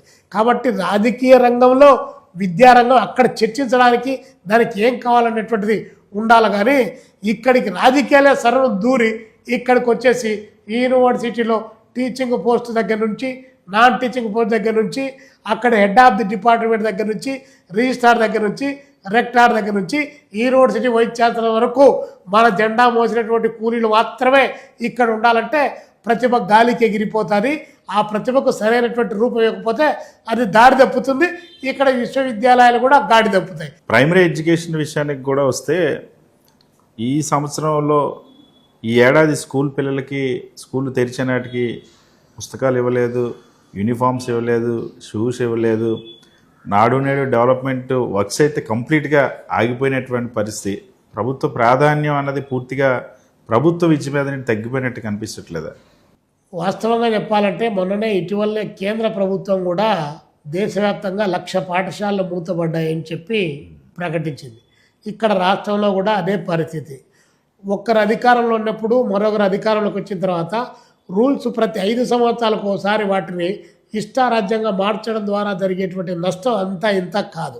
కనీసం ఒక కాంక్రీట్గా ఏది మంచి ఏది చెడు అనేటువంటిది లేకుండా పోయేటువంటి సందర్భంలో ఇలాంటివి జరుగుతుంది. ఈరోజు పాఠ్యపుస్తకాలు ఒకప్పుడు నేను విద్యార్థిగా ఉన్న సందర్భంలో 6 నెలలైనా బుక్సే రావు, వచ్చిన బుక్సే అర్థం కావు అని చెప్పి పాటలు పాడుకునేవాళ్ళం. ఈరోజు మళ్ళీ తిరిగి ఆ పరిస్థితికి పోవడం అంటే ఇది సరైనటువంటిది కాదు. కాబట్టి సకాలంలో పాఠ్యపుస్తకాలు ఇవ్వాల్సినటువంటి అవసరం ఉంది. ఇంకా జూలై ఎండ్ అవుతాన్నా కూడా ఇంకా కొన్ని పాఠ్యపుస్తకాలు రానటువంటిది మా దృష్టిలో కూడా ఉంది. ఇప్పటికైనా ప్రభుత్వం మేలుకొని పాఠ్యపుస్తకాలను ఇవ్వాలి. పైగా పాఠశాలల్లో ప్రాథమికమైనటువంటి మౌలిక సౌకర్యాలు ఏవైతే ఉన్నాయో అవి కల్పనకు సంబంధించిన దాంట్లో స్పెషల్ బడ్జెట్ కేంద్రీకరించి అయినా సరే దానికి డబ్బులు కేటాయించాలి. అది కూడా లేదు. ఇప్పుడు ఏకోపాధ్యాయ పాఠశాలని అవి పెరుగుతూ ఉన్నాయి. కొన్ని పాఠశాలలు మూత వేయడానికి దూరాన్ని బట్టి, దగ్గరను బట్టి, స్ట్రెంత్ను బట్టి మొత్తానికి మొత్తమే స్కూల్స్ ఎత్తేసేటువంటి బాపత్తులు కూడా కొనసాగుతుంది. దానిపైన ఉపాధ్యాయ సంఘాలు ఏకరు పెట్టి చెప్తున్నారు. ఇంకోవైపున విద్యార్థులు కూడా వీధి పోరాటాల ద్వారా ప్రభుత్వానికి చెప్తా ఉన్నారు. ప్రభుత్వం చెప్పేటువంటి కారణాలు అవి సహేతుకంగా లేవు. ఎక్కడైనా కూడా 1 కిలోమీటర్ దూరంలో అంటే ప్రభుత్వం ఎక్కడైతే ఊరు ఉందో జన ఆవాసాలు ఎక్కడైతే ఉన్నాయో అక్కడ జన ఆవాసాల్లో ప్రతి చోట ఒక స్కూల్ పెట్టాలి. దీన్ని లాభాపేక్షతో పెట్టేటువంటిది, లాభనష్టాలు చూసేటువంటిది కాదు. ఇది భవిష్యత్ తరాన్ని, భవిష్యత్తు జాతి నిర్మాణాన్ని చేపట్టేటువంటిది విద్యా వ్యవస్థ. కాబట్టి ఆ దేశం యొక్క అభివృద్ధిని, ఆ దేశంలో జరుగుతున్నటువంటి విద్యా వ్యవస్థ తీరుతెన్నులు బట్టే ఆ దేశాన్ని లెక్కించవచ్చు అని చెప్పి మహానుభావులు, మేధావులు చాలామంది చెప్పారు. కానీ ఈరోజు దాని నానుడి అవన్నీ ఎప్పుడో చెప్పారు, మీరంతా బూజుపట్టినటువంటి మాటలన్నీ ఎందుకని చెప్పి చెప్తా ఉన్నారు. తరగతి గదుల్లోనే విద్యార్థుల భవిష్యత్తు రూపుదిద్దుకుంటుందని చెప్పి కొఠారి మహాశయుడు చెప్పారు. 1:30 నిష్పత్తి. ఒక ఉపాధ్యాయుడు 30 మంది విద్యార్థులకు బోధన చేయాలన్నారు. ఈరోజు మీరు ఉపాధ్యాయ నిష్పత్తినే తగ్గించేస్తూ ఉన్నారు. 40 మందికి వచ్చింది, 60 మంది ఉండి 120 మందికి ఒక ఉపాధ్యాయుడిని ఏకోపాధ్యాయ పాఠశాలలు పెట్టి 7 తరగతులకు ఒకరే ఉపాధ్యాయుడు అనేటువంటి పద్ధతిలో కూడా బోధనలు జరుగుతున్నాయి. కాబట్టి ఎక్కడ తరగతి గదుల్లో విద్యార్థుల భవిష్యత్తు రూపుదిద్దుకుంటుంది, నినాదాల్లో రూపుదిద్దుకుంటుంది తప్ప అక్కడ కాదు. ఈరోజు ప్రభుత్వ పాఠశాలలు ఉన్నాయి. ప్రభుత్వ పాఠశాలలకు సంబంధించిన దాంట్లో ర్యాంకులు సంపాదిస్తే, బాగా మార్కులు సంపాదిస్తే ఎవరైనా డిఈఓ లాంటి, ఎంఈఓ లాంటి కింది స్థాయి అధికారులు కాకుండా పెద్ద పెద్ద స్థాయిలో ఉన్నటువంటి వాళ్ళు ఎవరన్నా వచ్చి బాగా మీరు ఫలితాలు సాధించారు షబ్బాస్ అని చెప్పేసి ఆ స్కూల్కు ఇన్సెంటివ్స్ ఇచ్చేలాంటి కార్యక్రమాలు ఎక్కడైనా ఉన్నాయా? లేదు. ఎందుకంటే ఈ పాలక ప్రభుత్వాలే కార్పొరేట్ విద్యా వ్యవస్థను పెంచి పోల్చేటి వాళ్ళు. ఆ కార్పొరేట్ విద్యా వ్యాపారులే అమరావతిలో బలమైనటువంటి ప్రజాస్వామిక సౌదాలై నిలబడి మంత్రులుగా, ముఖ్యమంత్రులుగా, ఉప ముఖ్యమంత్రులుగా, ఎంపీలుగా, వాళ్ళు రాజ్యసభ సభ్యులుగా వాళ్ళు అవతారం ఎత్తారు. విద్యా వ్యాపార కుబేరులే ఈరోజు రాజకీయ నాయకులై చట్టసభల్లోకి వచ్చారు. ఇక్కడ తల్లిదండ్రుల యొక్క రక్త మాంసాలను మూలుగులతో సహా పీల్చేసి ఆ రక్తంతో వచ్చినటువంటి డబ్బుతో ఎదతల్లి వాళ్ళు అందలాలు ఎక్కి వాళ్ళు చట్టాలు చేస్తున్నారు. ఇంకా పేదవాడికి ఎక్కడా, దళితుడికి ఎక్కడా, ఆదివాసి ఎక్కడా, గిరిజనుడు ఎక్కడా, తినడానికి తిండి లేనటువంటి ఆ వర్గాలు ఎక్కడా, ఆడికి ఆ తినడానికి తిండి లేనటువంటి వాడికి మధ్యాహ్నం భోజనం పెడితే అందులో భోజనంలో గుడ్డు పెడితే కొంతమంది ప్రవచనకారులంతా దాన్ని కూడా విమర్శించేటువంటి పరిస్థితికి పోయారు. అంటే ఈ యొక్క ఆలోచన విధానం ఏది అభివృద్ధి చెందినటువంటి సమాజానికి అనుగుణమైనటువంటి పద్ధతిలో ప్రవచనాలు కూడా వస్తున్నాయి తప్ప అభివృద్ధికి దూరంగా ఊరికి అవతల నెట్టివేయబడినటువంటి ఆ వర్గాల వారిని మనతో పాటు సమున్నతంగా తీసుకొని వద్దామనేటువంటి ఆలోచనలు కొరబడుతూ ఉన్నాయి. ఇది దేశానికి, దేశ ప్రజానికానికి 79 సంవత్సరాల తర్వాత కూడా తీవ్రమైనటువంటి నష్టం కలిగించేటువంటి చర్య. గత ఎన్నికల్లో చంద్రబాబు నాయుడు, నారా లోకేష్ ఇద్దరు కూడా ప్రజల్లోకి వెళ్ళినప్పుడు చెప్పారు, మేము ఫీజులు నియంత్రిస్తాం, ఫీజులు తగ్గిస్తాం అన్నారు. ఇప్పుడు ఎందుకు మాట్లాడడం లేదు? మీరు చెప్పినట్టు ఆ కార్పొరేట్ కాలేజీల యజమానులే ఇప్పుడు మంత్రులుగా, ఎమ్మెల్యేలుగా, రాజ్యసభ సభ్యులుగా ఉండడం వల్లే అంటారా?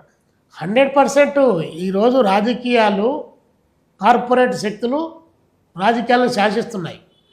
రైట్ కమ్ కార్పొరేట్, ఇవి రెండు కలిసిపోయాయి. ఈ రెండు కలిసిపోయి కార్పొరేట్ శక్తులు రాజకీయాల్లోకి ప్రవేశించాయి. ఉద్యమాల్లోనో లేదా త్యాగాల్లో నుంచో 1970s 80s వరకు త్యాగాలు, ఉద్యమాలు లేదా ప్రజలకు బాసటగా నిలబడ్డాలు అవన్నీ ఉన్నాయి. ఈరోజు అవి లేవు. నీ దగ్గర ఎంత డబ్బులు ఉంది, నా దగ్గర ఎంత డబ్బులు ఉంది. ఈయనకు సీట్ ఇచ్చే ఎన్ని వేల కోట్ల రూపాయలు ఖర్చు పెడతాడు, ఈయనకు సీట్ ఇచ్చే ఈ 40 సీట్లలో ఈయనకు ఎంపీ సీట్ ఇచ్చే ఈ ఉన్నటువంటి జిల్లాలో ఉన్నటువంటి 10-11 సీట్లకు డబ్బులు పెట్టగలరా లేదా, పార్టీ ఫండ్ ఒక 300 కోట్లు 400 కోట్లు ఇవ్వగలడా లేదా అనేటువంటిది బహిరంగ రహస్యం. అలాగ డబ్బులు ఇచ్చిన తర్వాత మీరు ఆపేదేముంది? మీరు ఆపలేరు. ఆపడానికి మీ దగ్గర శక్తి లేదు. వాళ్ళేమి మీ విధానాలు చూసి, మీ సిద్ధాంతాలను చూసి, మీ పార్టీ మంచి చేస్తుందని చెప్పి వచ్చినట్టు వాళ్ళు కాదు. డబ్బు కట్టలు వచ్చాయి, డబ్బు కట్టలు అటు చల్లేశారు, ఇటు రాజకీయాల్లోకి వచ్చి అందరాలు పైకెక్కారు. వాళ్ళే చట్టసభలో ఉన్నారు, వాళ్ళే శాసనాలు చేస్తున్నారు. కాబట్టి ఇక్కడ ఇంప్లిమెంటేషన్ కావడం లేదు. ఇది జగమెరిగిన సత్యం, అందరికీ తెలిసినటువంటిది. ఇది నేను ఒక్కరే చెప్పాను, అందరికీ తెలిసినటువంటిది. ఈరోజు నియంత్రిస్తామని చెప్పినారు కదా, జీవోలు తీసుకొని వస్తున్నాం, మేము దీన్ని నియంత్రిస్తామని చెప్పారు కదా. మేమే కదా కంప్లైంట్ చేసింది మోహన్ బాబు యూనివర్సిటీ పైన. పిడిగుద్దులు గుద్దారు, చంపడానికి ప్రయత్నం చేశారని చెప్పాం కదా. ఏం చేశారు? ఏం శిక్ష చేశారు? ఆయనేమో లోపలికి పోలా, ఆయన కంప్లైంట్ చేసిన వాళ్ళు మాత్రం లోపలికి పోయారు. నా పైన ₹1 కోటి డెఫర్మేషన్ సూట్ వేశారు. మరి వేసింటే కేసు వచ్చింటే నేను కూడా ఎకౌంట్ తీసుకురాలో ₹1 కోటి అర్థమైంది. ఇలాంటిది వేశారు. మరి గవర్నమెంట్కు ఇక్కడ అన్యాయం జరుగుతూ ఉంది, విద్యార్థులు అని చెప్పిన తర్వాత చర్యలు తీసుకోవాలి కదా. ఒక్కరు కాకపోతే ఒక్కరిపైన చర్యలు తీసుకోలేదు. ఈరోజు మీరు ఏ కాలేజీలపైన చర్యలు తీసుకుంటారో ఏం లేదు. పోనీ డబ్బులు వస్తుంది. ఒకసారి ఇప్పుడు పొద్దున 8 గంటలకు ఫోన్ వస్తుంది, ఇది సీఎంఓ కార్యాలయం నుంచి ఫోన్ వస్తూ ఉంది, మీరు పలానా దానిపైన కంప్లైంట్ చేశారు, మీ సమస్య పరిష్కారం అంటే 1 నొక్కు, 2 నొక్కు, 3 నొక్కు అని వస్తుంది. నేను ముఖ్యమంత్రి గారికి, లోకేష్ బాబు గారికి విజ్ఞప్తి చేస్తున్నా, ఈ రాష్ట్రంలో కార్పొరేట్, సెమీ కార్పొరేటు విద్యా సంస్థల వాళ్ళు మీ దగ్గర ఎంత ఫీజులు వసూలు చేస్తున్నారో మీరు ఒకసారి చెప్పగలరా? మీరు దోపిడీకి గురవుతున్నారా లేదా అని అడుగుతున్నారని చెప్పి ఫోన్ రమ్మని చెప్పు. 90% అలాంటి ఫోన్లకు జవాబులు రాకపోతే అప్పుడు అడగమని చెప్పు. అంటే గవర్నమెంట్ కూడా తెలుసుకోవాలి, కొన్ని అంశాలు ప్రజల దగ్గర నుంచి ఫీడింగ్ తీసుకోవాలి. మనం చెప్పినదే ప్రజలకు ఫీడింగ్ కాదు, ప్రజల దగ్గర నుంచి కూడా తెలివైనటువంటి గవర్నమెంట్ అలా కూడా చేస్తుంది. కానీ ఈరోజు లోకేష్ బాబు గారు చాలా చెప్పారు, ఇవ్వగలం పాదయాత్ర చెప్పారు. జగన్మోహన్ రెడ్డి గారు మెడికల్ సీట్లు 50% సీట్లు అమ్ముతా ఉన్నాడు. మనం అధికారంలోకి వచ్చిన వెంటనే మొత్తం మెడికల్ కాలేజ్ అమ్మేదానికి సీట్లను ఏమాత్రం లేదు, 100% మీకే ఫ్రీ రద్దు చేస్తాను. 2 ఏళ్ళు అయింది రద్దు చేయకపోగా వచ్చిన మెడికల్ సీట్లు కూడా వచ్చినట్టు పులివెందుల ఆడ జగన్మోహన్ రెడ్డి పిల్లలు చదవలే, అవినాష్ రెడ్డి పిల్లలు చదవలే, లేకపోతే వైఎస్ఆర్సీపీ పిల్లలు ఎవరు ఆడ చదవడంలే. అది మెడికల్ కాలేజీ మొత్తం ఆంధ్రప్రదేశ్ సంబంధించినటువంటిది. అలాంటి మెడికల్ కాలేజీ ఒక రాజమకుటం లాగా దానికి కడితే కనీసం మీరు వాళ్ళపైన వ్యతిరేకతతో, ప్రజలపైన ప్రేమతోనైనా సరే ఆ పులివెందుల మెడికల్ కాలేజీని మీరు రన్ చేసి ఉండాల్సింది. 5 మెడికల్ కాలేజీలు సిద్ధంగా ఉంటే ఏమీ లేవంట, అందుకని చెప్పేసి వాటిని వద్దని చెప్పి సీట్లు ఎన్నికకి పంపించాలని చెప్పారు. మరి మీరు చెప్తున్నారే ఈ ప్రాజెక్ట్ ఇప్పుడే పూర్తి కాదు, దీన్ని మీరు ఇప్పుడు కడితే దానివల్ల ఉపయోగం లేదు, 81,000 కోట్ల రూపాయల డబ్బులు ఖర్చు అవుతుంది, మీరు ఈ ప్రాజెక్టు పూర్తయినప్పటికీ 2 లక్షల కోట్ల రూపాయలు ఖర్చు అవుతుంది, ఇబ్బంది పడతారు అని ప్రజలు చెప్తా ఉంటే, మేధావులు చెప్తా ఉంటే, ఏమీ ప్రణాళికలు లేకుండా, భవిష్యత్ ప్రణాళికలు లేకుండా ఎలా చేస్తాం? ఇక్కడ నుంచి మొదలు పెట్టుకుంటూ చేసుకుంటూ పోతే అన్ని సాధ్యమవుతాయని చెప్పేటి వాళ్ళకు.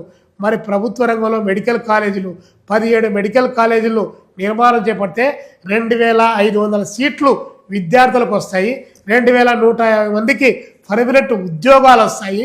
దాన్ని బేస్ చేసుకొని reservation roster SC, ST, BC అగ్రవర్ణాల పేదలకు ఉపాధి అవకాశాలు దొరుకుతాయి. పైగా వైద్యం ఈరోజు సోకాళ్ళు కార్పొరేటు సూపర్ స్పెషాలిటీ ఆసుపత్రుల కంటే ప్రభుత్వ వైద్యం అంతే ఫ్రీగా అంతని మరి అది బాధ్యత కదా. మరి ఇవన్నీ ప్రైవేటీకరణ చేస్తున్నారు. కాబట్టి మీరు చెప్పిన జీవో ఏదన్నా ఒకటన్నా ఇంప్లిమెంట్ అయిందా? పీజీ విద్యార్థులకు జీవో రద్దు చేస్తూ ఉన్నారు, రద్దయిందా? మెడికల్ కాలేజీల జీవో రద్దు చేస్తూ ఉన్నారు, రద్దయిందా? డిగ్రీ కాలేజీలకు ఫీజు రియంబర్స్మెంట్లో జీవో రద్దు చేస్తున్నారు, రద్దయిందా? ఏ ఒక్కటి కాలే. అన్నీ యాజ్ ఇట్ ఈస్గా అన్నీ అలాగే కొనసాగుతూ ఉన్నాయి, అలాగే కొనసాగుతున్నాయి. ఇంకా దానికి నగిసి ఆయన 50% అమ్మాడు. జగన్మోహన్ రెడ్డి గారు 50% అమ్మడానికి పెట్టారు, మీరు 100% అమ్మడానికి పెట్టారు. అంటే గుడ్డి కంటే మెల్ల వేలు కదూ అని జనం అనుకోవడం వల్ల ఆయన 48.9% ఆయన అమ్మాడు బాబు. ఇది మొత్తం 100% అన్నప్పుడు సహజంగా వ్యతిరేకత అయింది. అందుకనే మెడికల్ కాలేజ్ ప్రైవేటీకరణను వ్యతిరేకిస్తూ ఉన్నాం, మేము నిర్ద్వందంగా వ్యతిరేకిస్తున్నాం. ఎందుకంటే ఇందులో ఏమాత్రం సెసిబిషన్ లేవు కాబట్టి ప్రజలకు ఉపయోగపడాలి. ప్రభుత్వ రంగంలో వైద్య రంగం అనేటువంటిది కొనసాగాలి. ఈరోజు కార్పొరేట్ ఆసుపత్రిలో పోతే ఎన్ని రకాల దోపిడీ జరుగుతూ ఉంది. మరి మీరేమో ప్రభుత్వం పాలకవర్గం అన్ని ఉచిత వాగ్దానాలు చేస్తూ ఉన్నారు. మీకు నీళ్ళు ఇచ్చాం, నిధులు ఇచ్చాం, నియామకాలు ఇచ్చాం, మీకు బియ్యం ఇస్తాం, ఈ రకరకాలన్నిటన్నీ ఇస్తాం, నెలకు పెన్షన్ ఇస్తాం, ఇవన్నీ చెప్తా ఉన్నారు. కడుపులేకేమో ఒక పిడిసెట్టి తిండి పెడుతున్నారు, ఇంకోవైపున కత్తి తీసుకొని కడుపులోకి దూడ్చి లోపల పేగులు బయటికి వెలికి తీస్తూ ఉన్నారు. మరి విద్యకు వైద్యానికి వచ్చే రూపాయలో 75% ఖర్చు అవుతుంది, రూపాయలో 75 పైసలు దానికి ఖర్చు అవుతుంది. పావలాలో వాడు ఏం తినాలి, ఏం బ్రతకాలి, ఎలా ఉండాలో ఒక్కసారి ఆలోచండి. మరి దాన్ని ఫ్రీ చేయొచ్చు కదా. ఇన్ని ఫ్రీ ఇచ్చేవాళ్ళు ఎడ్యుకేషన్ హెల్త్ ఫ్రీ అని చెప్పి ప్రకటించచ్చు కదా. ప్రకటించరు. ఎందుకంటే ఈ దేశంలో జరిగేటువంటి అత్యంత గొప్ప వ్యాపారం, నిరంతరమైన వ్యాపారం, మనిషి ఊపిరున్నంత వరకు అమ్మకానికి కొనుగోలుకు వీలైనటువంటిది ఎడ్యుకేషన్ హెల్త్. కాబట్టి ఈ రెండింటిని మేము అమ్మకానికి పెడతాం, ఇక్కడ మీకు ఫ్రీగా ఇస్తామని చెప్పి ఈ జనం పప్పులు బెల్లాలు పెట్టి పంచభక్ష పరమాన్నాలు మీరు తినడానికి కావాల్సినటువంటి ప్రయత్నం. అంటే మీరంటే సోకాళ్ళు మీ వర్గాలు ఏవైతే ఉన్నాయో వ్యాపార వర్గాలు ధనాఢ్య వర్గాలు, సమాజాన్ని ఆధిపత్యంతో చెలాయించే వర్గాలు ఉన్నాయో దానికి కాపలా కాస్తున్నారు మీరు. లేకపోతే దీనికి ఎందుకు, పేద వర్గాలకు ఎందుకు ఇవ్వరు మీరు? ఎడ్యుకేషన్ హెల్త్ చాలా ఇంపార్టెంట్ కదా. ఈరోజు హెల్త్కు సంబంధించిన దాంట్లో రోగాలు ఎలా వస్తున్నాయంటే కల్తీ ఆహారం తినని, కల్తీ ఆహారాన్ని అరికట్టలేకపోయి, కల్తీ పాలు అరికట్టలేకపోయి, కల్తీ పాలు లాగి రాజమండ్రిలో చచ్చిపోయింది. దానికి ఎక్స్గ్రేస్ అడిగితే చచ్చిపోయినందుకు కూడా అడుగుతారా? ఎక్స్గ్రేస్ అని ఇంకా చచ్చిపోయినందుకు అడగకూడదు. కల్తీ పాలు చేసినటువంటి వానికి ఎవడో రాజకీయ నాయకుడు వస్తాడు, వాడిని కాపాడుతారు. మరి ఇంకెట్లా? కాబట్టి ఏ దాన్ని నియంత్రించలేనప్పుడు ఇది ఇవ్వాలి. సార్, రాష్ట్రంలో ఫీజుల నియంత్రణ అన్నది ఎక్కడ పూర్తిగా కనపడట్లేదు. అసలు ఫీజులు నియంత్రించేటువంటి రెగ్యులేటరీ కమిషన్ ఇప్పుడు ఎక్కడ కనిపించడం లేదు. రాష్ట్రంలో చూస్తే ఫీజులు ప్రైమరీ స్కూల్ దగ్గర నుండి ఇంజనీరింగ్ కాలేజీల వరకు ఫీజులు ఏ స్థాయిలో పెరుగుతూ ఉన్నాయి. ముఖ్యంగా దీని మీద మీరు చాలా కాలంగా పోరాటం చేసినటువంటి వ్యక్తిగా అడుగుతూ ఉన్నాను. ఒక్క మాటలో చెప్పాలంటే ఆంధ్రప్రదేశ్లో ఎడ్యుకేషన్ మాఫియా అండర్లైన్ చేసుకోమని చెప్తున్నాం. ఈ మాట అంటే చాలామంది బాధపడతారు. ఎడ్యుకేషన్ మాఫియా విజృంభించి తన యొక్క వ్యాపార సామ్రాజ్యాన్ని కొనసాగిస్తూ ఉంది. దాన్ని నియంత్రించడానికి వేసినటువంటి ఫీజు రెగ్యులేషన్ కమిటీ ఒట్టి అది పనే చేయడం లేదు. అది పని చేసింటే మోహన్ బాబు ఎలా తప్పించుకొని పోతాడు? సాధ్యమే కాదు. కాబట్టి ఫీజు రెగ్యులేషన్ కమిటీ పనిచేయడం లేదు. మీరు ఈరోజు సోకాల్డ్ విద్యా సంస్థలు, కార్పొరేట్, సెమీ కార్పొరేట్, ఒక్కొక్కరి పేరెత్తి చెప్తా. ఇంటర్మీడియట్, 10th క్లాస్, ఎల్కేజీ దగ్గర నుంచి యూకేజీ దగ్గర నుంచి ఎన్ని రకాల ఫీజులు వసూలు చేస్తున్నారంటే అన్ని రకాల ఫీజులు వసూలు చేస్తున్నారు. ఒక 2వ తరగతి చదివేటువంటి ఒక విద్యార్థికి ఇదే విజయవాడలో, ఇదే పక్కనటువంటి గుంటూరు జిల్లాలో అమరావతికి 3 కిలోమీటర్ల దూరంలో ఉన్నటువంటి ఒక ప్రముఖ పాఠశాల, పేరుగాంచినటువంటి పాఠశాలలో 2 లక్షల రూపాయలు డబ్బులు వసూలు చేస్తున్నారంటే ఫీజు రెగ్యులేషన్ కమిటీ పని చేస్తూ ఉన్నట్లేనా? అన్నం తినకపోయినా హాస్టల్లో నువ్వు డబ్బు కట్టాలని చెప్పేసి ఆ డబ్బు కట్టకపోతే ఆ పిల్లలను ABCDEF అని చెప్పేసి వాళ్ళ దగ్గర భోజనం తినకుండా ఉంటే అట్లా ఎఫ్ లాంటి గ్రూపుల్లో నెట్టేసేటువంటిది కరెక్ట్ కాదా? ఎక్కడ పర్యవేక్షణ ఎక్కడుంది? పర్యవేక్షణ చేయాల్సినటువంటి విద్యాశాఖ అధికారులకు నెలా పొద్దు ముడుపులు ముట్టుతున్నాయి. పేరెంట్స్ కమిటీ మీటింగ్కు పేరెంట్స్ రాకుండానే, అధికారులు లేకుండానే అక్కడికి వచ్చి కాలేజీల్లో స్కూళ్ళల్లో కూర్చొని వాళ్ళే సమావేశం జరిగేట్టు రికార్డుల్లో సంతకాలు చేసుకొని వెళ్ళిపోతున్నారు. జీవో నెంబర్ 1 వేస్ట్ జీవో, ఏమి ఇంప్లిమెంటే కావడం లేదు. ఇంటర్మీడియట్కు ఈరోజు దానికి పేర్లు పెట్టి రకరకాలైన పేర్లు పెట్టి సోకాల్డ్ కార్పొరేట్ విద్యాసంస్థలు లక్షల రూపాయలు, 3,50,000 4 లక్షల రూపాయలు డబ్బులు వసూలు చేస్తున్నారంటే అసలు ఈ ప్రభుత్వము కనీసం చర్య తీసుకుంటా ఉందా?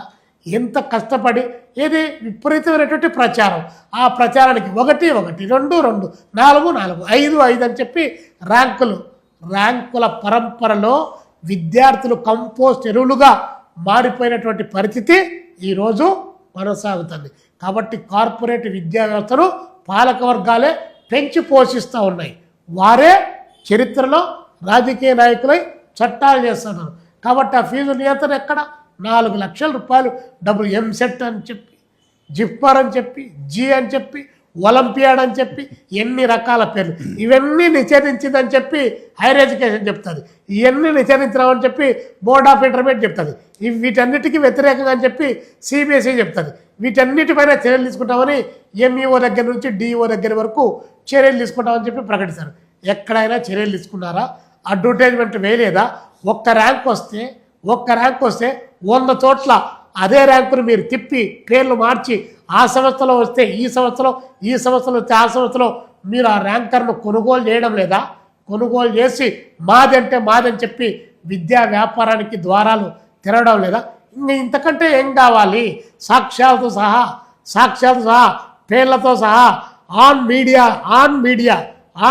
Electronic media with name, hall టికెట్లతో సహా నేను చెప్పిన ఒక్క ఇంటర్మీడియట్ బోర్డు అధికారి అయినా సరే మీ విద్యా సంస్థలో శ్రీ చైతన్యలో ఇన్ని లక్షల మంది ఉన్నారు, నారాయణ విద్యా సంస్థలో ఇన్ని లక్షల మంది ఉన్నారు, వీవా స్కూల్లో ఇన్ని లక్షల మంది ఉన్నారు, లేదా పలాని భాష్యం స్కూల్లో ఇన్ని లక్షల మంది ఉన్నారు, వీళ్ళల్లో ఇంతమందికే ర్యాంకులు వచ్చాయి, మిగతా వాళ్ళకు రాలేదు అని ఒక్క చోటలో చెప్పారా? మరి మేము మా స్కూల్లో చేరితే, మా కాలేజీలో చేరితే మొత్తం అందరికీ మెడికల్ సీట్లు వస్తాయి, ఇంజనీరింగ్ సీట్లు వస్తాయని చెప్పి విపరీతంగా ప్రచారం చేస్తున్నారు. 9 లక్షల నుంచి 14 లక్షలు ఒక విద్యా సంస్థలో స్టూడెంట్స్ ఉన్నారు. మీకు వచ్చిన సీట్లన్నీ, మీకు వచ్చిన ర్యాంకులన్నీ. కాబట్టి ర్యాంకుల పేరుతో తల్లిదండ్రులను మభ్యపెట్టి వారి అసహాయతను సొమ్ముగా చేసుకొని విద్యా వ్యాపారాన్ని 3 పువ్వులు 6 కాయలుగా అమ్ముకునేదానికి, విజృంభించడానికి ఈరోజు ప్రయత్నం. ప్రభుత్వం ప్రేక్షక పాత్రలో ఉంది. ఇవాళ నిరుద్యోగుల సమస్య ఆంధ్రప్రదేశ్ రాష్ట్రంలో తీవ్రతరం అవుతుంది. 16.2% నిరుద్యోగిత రేట్ ఉందని కేంద్ర ప్రభుత్వమే ప్రకటించింది. మరొకవైపు సీఎం గారు 24 నెలల్లో 24 లక్షల కోట్ల ఇన్వెస్ట్మెంట్లు తెచ్చాం, 24 లక్షల ఉద్యోగాలు వస్తున్నాయని చెప్పాను. ఎందుకు ఈ కాంట్రడిక్షన్ ఉంటుంది రెండింటి? అదే చంద్రబాబు నాయుడు గారు 24 నెలల్లో 24 లక్షల కోట్లు డబ్బులు తెచ్చాడు. నేనేమి దీన్ని కాదనలేదు, పేపర్లో వచ్చింది, నేను కూడా చదివాను. ఆ 24 లక్షల కోట్లు ఎక్కడెక్కడి నుంచి దేని నుండి వచ్చింది అనేటువంటిది కొన్ని వివరాలు ఇస్తే బాగుంటుంది అనేది నేను అడుగుతా ఉన్నా. నెంబర్ 1. నెంబర్ 2, 24 లక్షల మందికి ఉద్యోగాలు ఇచ్చామని చెప్పలే ఆయన, ఇస్తాము అని అన్నాడు. అంటే ఇన్ని కోట్ల పెట్టుబడులు వచ్చినాయి, ఇన్ని ఉద్యోగాలు ఇస్తామని చెప్పి తెలివిగా జవాబు చెప్పాడు. కాబట్టి 24, ఆయన చెప్పిందే 20 లక్షలు అయితే, ఆయన చెప్పిందే 20 లక్షలు అదనంగా చేయకూడదా? చేయొచ్చు, ఎవరు వద్దన్నారు? మేమేమన్నా చేయొద్దని అంటావా? చెప్పింది 20 లక్షల ఉద్యోగాలు 5 సంవత్సరాల్లో, 2 ఏళ్లకే 24 లక్షల ఉద్యోగాలు ఇచ్చే 16.5% నిరుద్యోగ రేటు ఎలా వచ్చా? రాష్ట్రంలో నిరుద్యోగులు ఈరోజు ఒక నోటిఫికేషన్ ఇస్తే పోలీస్ కానిస్టేబుల్కి నోటిఫికేషన్ ఇస్తే 35 సంవత్సరాలు సరిపోదు, 40 ఏళ్ళు ఉండాలి, 42 ఉండాలి, 45 ఉండాలి, 47 సంవత్సరాలు వయో పరిమితి పెంచండి అని చెప్పి రిక్వెస్ట్లు వస్తున్నాయంటే ఎందుకు? ఇది నిరుద్యోగానికి సంకేతం కదా. కాబట్టి మాటలు కాదు కావాల్సింది. ఇప్పుడు మేము అడుగుతా ఉన్నాం, ఫార్చ్యూన్ 500 కంపెనీస్ అన్నారు, వచ్చాయి, ఎంత భూములు ఇచ్చారు? లూలు మాల్కు గత గవర్నమెంట్ రద్దు చేసింది, ఈ గవర్నమెంట్ 99 సంవత్సరాలకు లీజుకి ఇచ్చింది, 400 కోట్ల రూపాయలు విలువ చేసింది. టీసీఎస్ కంపెనీకి 99 పైసలతో నువ్వు భూమి ఇచ్చావు. 20 రూపాయలకు 600 కోట్లు విలువ చేసేటువంటి భూమిని ఇచ్చావు. అదేవిధంగా గూగుల్ డేటా సెంటర్కు దాదాపు 600 ఎకరాల పైచిలకు 3 ప్రాంతాల్లో భూములు ఇచ్చావు. అక్కడ వచ్చిన ఉద్యోగాలన్నీ పైగా దాన్ని విరజిమ్మేటువంటి పర్యావరణ కాలుష్యం అంతా ఇవన్నీ పట్టించుకోకుండా ఎక్కడో చెప్పండి ఏ పరిశ్రమ నెలకొల్పితే పోనీ వ్యవసాయ రంగానికి ఏమన్నా నీటిపారుదల ప్రాజెక్టులు పూర్తి అయిపోయి గ్రామీణ ప్రాంతాల్లో ఉన్నటువంటి గ్రామీణ నిరుద్యోగ యువతకు అక్కడ ఉన్న ఉద్యోగాలు వచ్చాయా? ఒకవైపున కరువు, ఇంకోవైపున తాగడానికి మంచినీళ్ళు లేవు. ఏ కరువు వచ్చింది? అన్ని రకాలుగా ఇబ్బంది పడతారు. మరి ఎక్కడి నుండి వచ్చా? పారిశ్రామిక రంగం అభివృద్ధి చెందకపోయి, విద్యారంగం అభివృద్ధి చెందకపోయి, అదేవిధంగా మొత్తం ఇక్కడ ఉన్నటువంటి పారిశ్రామిక రంగంలో ఎక్కడ ఒక నూతన పరిశ్రమ రాకపోయి మరి ఎక్కడ ఉంటుంది? ఐటీ రంగంలో ఆడొచ్చినాయి ఈడొచ్చినాయని పేర్లు చెప్పడమే తప్ప ఎన్ని గ్రౌండ్ అయినాయి? మీరు విశాఖపట్నంలో కూర్చున్నటువంటి మీరు సిఐఏ సదస్సు నుంచి ఎన్ని గ్రౌండ్ అయినాయి? ఆ గ్రౌండ్లో ఎన్ని ఉద్యోగాలు వచ్చాయి చెప్పండి, లిస్టు ప్రకటించండి, మేము కూడా ప్రచారం చేస్తాం కదా. కాబట్టి ఇవన్నీ మసిపూసి మారేడికాయ చేసేటువంటి మాటలు తప్ప అంత పెద్ద ఎత్తున ఆయన చెప్పినట్టు 24 లక్షల మందికి ఉద్యోగ కల్పన అనేటువంటిది ఆయన లక్ష్యం అయి ఉండొచ్చు, ఆయన ఆశయం అయి ఉండొచ్చు. బట్ కానీ ఇప్పుడు ఆ స్థితి లేదు. ఉంటే ఎక్కడో చెప్పండి, రాజధానిలో వచ్చాయా? పోనీ రాజధానిలో ఏమన్నా పరిశ్రమలు ఏమన్నా ఇక్కడ ల్యాండ్ అయ్యాయా? క్వాంటమ్ వ్యాలీ ల్యాండ్ అయిందా ఇక్కడ ఏమన్నా? అక్కడ బిల్డింగ్ కార్మికులు ఉన్నారు, అంత లెక్కల బిల్డింగ్ కార్మికులు ఉన్నారు. మరి ఇంకా దానికేంది? దినకూలీలు రెగ్యులర్గా ఉండేటువంటిదే కదా. పోనీ బాగా పెరుగుతూ ఉంటే నీ ఆదాయం పెరిగి ఉండాలి కదా, నీ ఉత్పత్తి పెరిగి ఉండాలి కదా, ఉత్పత్తితో పాటు నీ ఆదాయం పెరిగి ఉండాలి కదా, నీ ఆదాయంతో పాటు వాళ్ళకు కూడా ఉపాధి కల్పన ఉండాలి కదా. మరి ఆదాయం బాగా పెరిగితే అప్పులు ఎందుకు చేస్తానట్టు? వైజాగ్లో 99 పైసలకే భూములు ఇవ్వడం కానీ, లేదా మీరు చెప్పినట్టు వేల కోట్ల రాయితీలు ఇవ్వడం కానీ, ఇదంతా ఎందుకు చేస్తుంది? ప్రభుత్వం ఏమో రాష్ట్రానికి పెట్టుబడులు తేవడం కోసం చేస్తూ ఉంటుంది, కానీ దీని వెనక ఏమైనా స్కామ్ ఉందా, గోల్మాల్ ఉందా? మా పార్టీగా అయితే మేము ఒకటే, పరిశ్రమలు రావాల్సిందే. పరిశ్రమలు రావాలన్నప్పుడు అభివృద్ధి జరగాలంటే పరిశ్రమలు రావాల్సిందే. ఆ పరిశ్రమలకు ఎంతో కొంత ఇన్సెంటివ్స్ కల్పించాల్సిందే, దాన్ని ఎవరు కాదనేటువంటిది లేదు. ఏమీ కల్పించకుండా ఎవరు రారు. బట్ కానీ ఆ కల్పన పేరుతో ప్రజలకు తక్కువ ప్రయోజనం జరిగి కార్పొరేట్ కంపెనీలకు ఎక్కువ ప్రయోజనం కలిగేటువంటి పద్ధతిలో చర్యలు తీసుకుంటున్నారు. అది సరైంది కాదని మేము మొదట్లో చెప్తున్నాం. మీరు పరిశ్రమలకు అసలే భూములు ఏమి ఇవ్వకండి మేము చెప్పడం లేదు. ఇప్పుడు రాజధాని ఉంది, రాజధానిలో 1,00,000 ఎకరాలు కావాలన్నావు, ముందు 38,000 ఎకరాలు అన్నావు, 38 కాస్తామో 54,000 ఎకరాలు అయింది. 54,000 పోయి మళ్ళీ రెండో దశని 16,000 అన్నారు. మళ్ళీ రెండో దశ పోయి మూడో దశకు కూడా మళ్ళీ వచ్చి మళ్ళీ ల్యాండ్ పూలింగ్కి సంబంధించి ప్లాన్ చేసి 1,00,000 ఎకరాలు కావాలన్నావు. 1,00,000 కాదు 2,00,000 ఎకరాలైనా సమీకరణ చేయాలనేటువంటిది హిడెన్ ఎజెండా ఉందని చెప్పేసి ఒడ్డే సోమనాథీశ్వరరావు లాంటి వాళ్ళు ప్రకటిస్తూ ఉన్నారు. అది ఎంతవరకు నిజమో ప్రభుత్వం అలాంటిది బయటకు వస్తే తప్ప తెలియదు. రాయలసీమ వెనకబడ్డ ప్రాంతం, అక్కడ అభివృద్ధి చేయండి. ప్రకాశం జిల్లా, అదేవిధంగా మార్కాపురం జిల్లా, అదేవిధంగా పక్కన పల్నాడు జిల్లా అభివృద్ధి చేయండి. అన్ని జిల్లాలు చేయండి. అమరావతిని కూడా డెవలప్ చేయండి. కానీ అమరావతి పరమావతి అని చెప్పి అది కరెక్ట్ అయినటువంటిది కాదు. చెయ్యి, అమరావతిని చెప్పినాం, రాజధానిని అంగీకరించిన తర్వాత దాన్ని అభివృద్ధి చేయి, మనం ఏం కాదనేటువంటిది లేదు. బట్ కానీ దానికోసం 2,00,000 కోట్ల రూపాయలు వడ్డీల రూపంలో తీసుకొని వచ్చి డాలర్స్ రూపంలో మొత్తం దాన్ని తీర్చేటప్పటికి అది ఏ 10 లక్షల కోట్లు అయిపోయి అందరూ భరించి దాన్ని చేయాలంటే అమరావతికి అసలు ₹1 కూడా ఖర్చు అవ్వదు, అది మొత్తం సెల్ఫ్ ఫైనాన్స్ ఆ సిటీగా మేము కడుతున్నామని చెప్తున్నారు కదా సార్. మరి 47,000 కోట్ల రూపాయలు అప్పెట్టి తెచ్చిరి సెల్ఫ్ ఫైనాన్స్ చెప్తారులేండి. చెప్పేదానికి ఏముంది? అట్లా చెప్పకపోతే ప్రజలు అంగీకరించారు కాబట్టి చెప్తారు. చెప్పేటివన్నీ నిజాలనుకుంటే ఎట్లా? రాజధాని కావాలి, రాజధాని లేకపోవడం అనేది కరెక్ట్ కాదు. రాజధాని ఉండాల్సిందే, రాజధాని నిర్మాణం జరగాలి. ఆ నిర్మాణం ఏ స్థాయిలో జరగాలి, ఏం అవసరం ఉందో దాని మేరకు ఉండి మన దగ్గర ఆదాయం పెరిగింది అనుకోండి, దాని పరిధిని పెంచండి. ఆదాయం పెరిగితే దాని పరిధిని పెంచండి. ఆదాయం లేదు, అప్పు తెస్తున్నాం. అప్పు తెచ్చేటప్పుడు జాగ్రత్తగా మనము చెయ్యాలి. అది ఎంత అవసరమో అంతవరకే ఉండాలి. రేపు భవిష్యత్తులో ఇట్లా ఉండాలి. రేపు ఈరోజు ఉన్న పరిస్థితి ఏంది? ఈరోజు బతకడానికి ఇబ్బందికరంగా ఉందంటే రేపు పుట్టబోయే బిడ్డకు చూద్దామంటే ఎట్లా సాధ్యమవుతుంది? ముందు ఇది బతికితే కదా రేపు పుట్టించే బిడ్డ అయినా. నేను పెళ్లి చేసుకుంటే ఇంకో పిల్లలు కంట, కానీ నాకు ఇక్కడ ఇదే లేదే, దాని గురించి మాట్లాడితే ఎట్లా? కాబట్టి భవిష్యత్తు ఉండాల్సిందే, విజన్ ఉండాల్సిందే, తప్పులేదు. బట్ కానీ విజన్లో ప్రజెంట్ ఉన్నటువంటి ఈ యొక్క ప్రజెంట్ టెన్స్లో కూడా నడవాలి.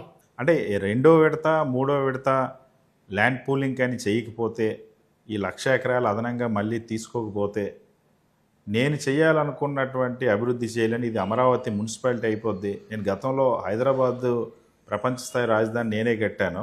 సో మళ్ళీ ఇప్పుడు అలాంటిది కట్టాలంటే ఈ రెండో విడత మూడో విడత ల్యాండ్ పూలింగ్ చేయాలని చంద్రబాబు చెప్తున్నారు.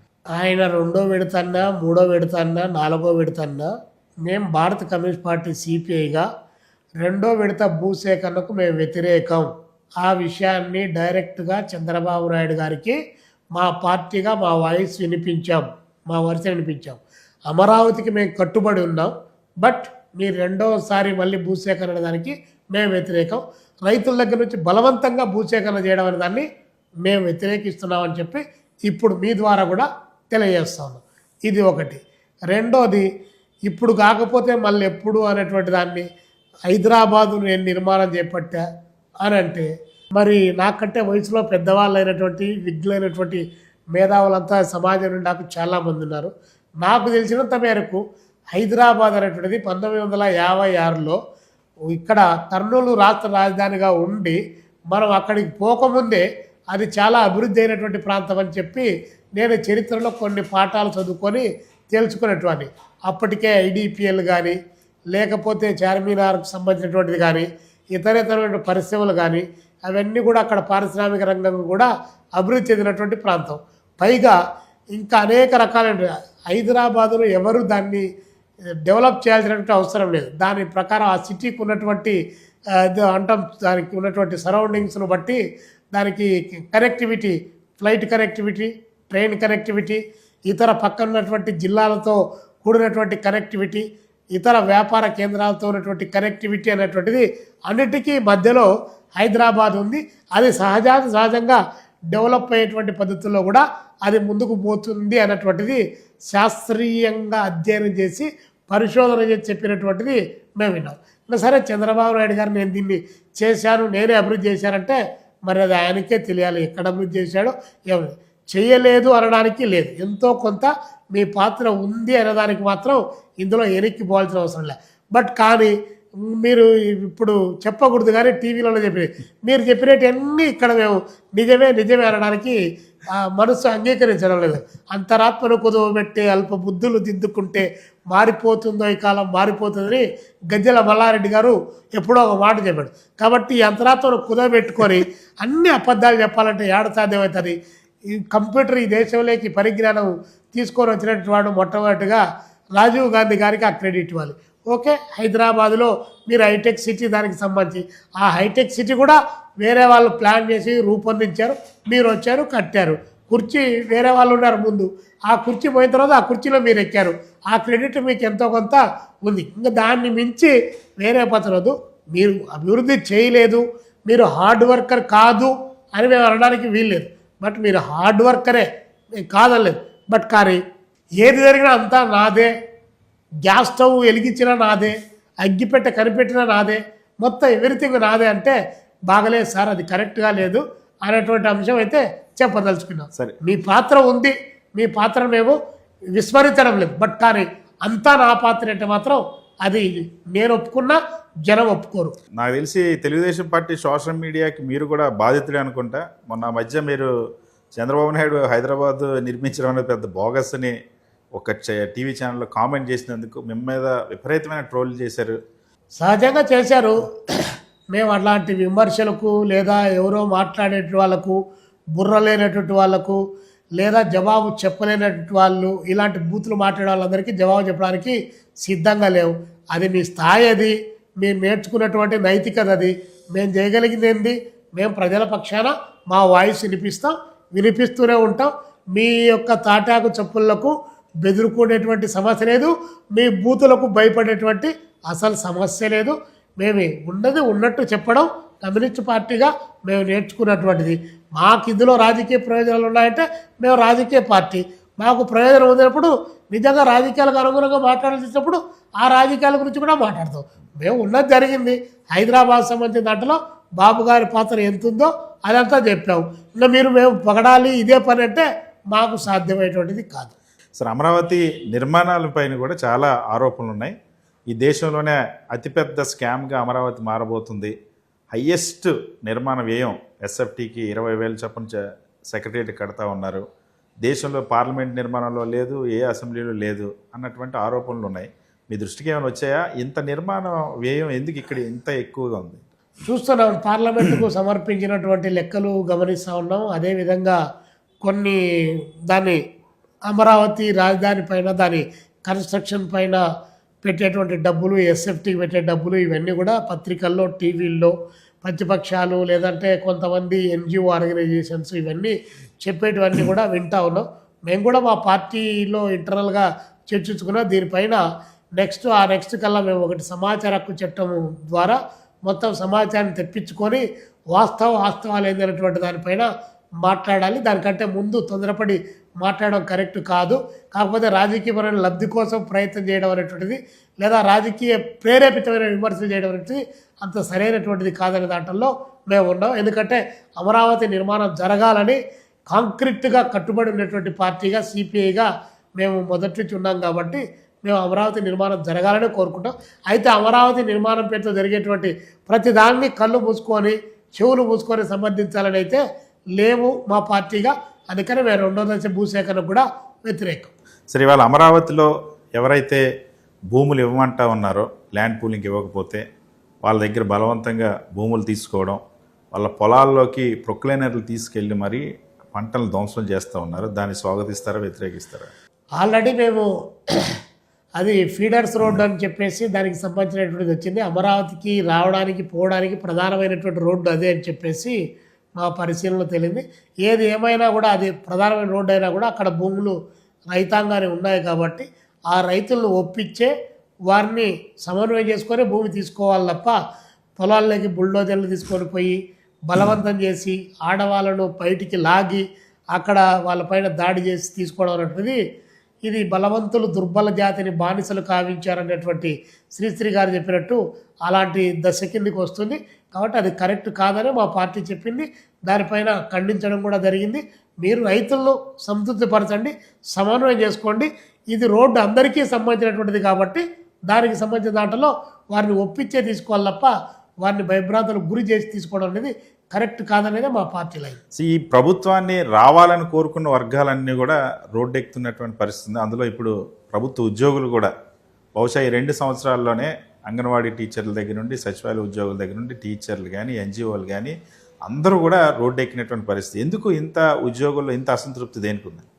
అధికారంలోకి రావడానికి ఎన్ని రకాలైనటువంటి వాగ్దానాలైనా చేస్తాం, వచ్చిన తర్వాత దాన్ని ఏదో ఒక పద్ధతిలో మేనేజ్ చేస్తాం అనేటువంటి ఆలోచన దీనికి ప్రధానమైనటువంటి కారణం. ఉద్యోగులు అడుగుతున్నటువంటి డిమాండ్లు ఏవైతే ఉన్నాయో అవి తీర్చలేమనేటువంటి విషయం చంద్రబాబు నాయుడు గారికి, కూటమి ప్రభుత్వానికి కూడా తెలుసు.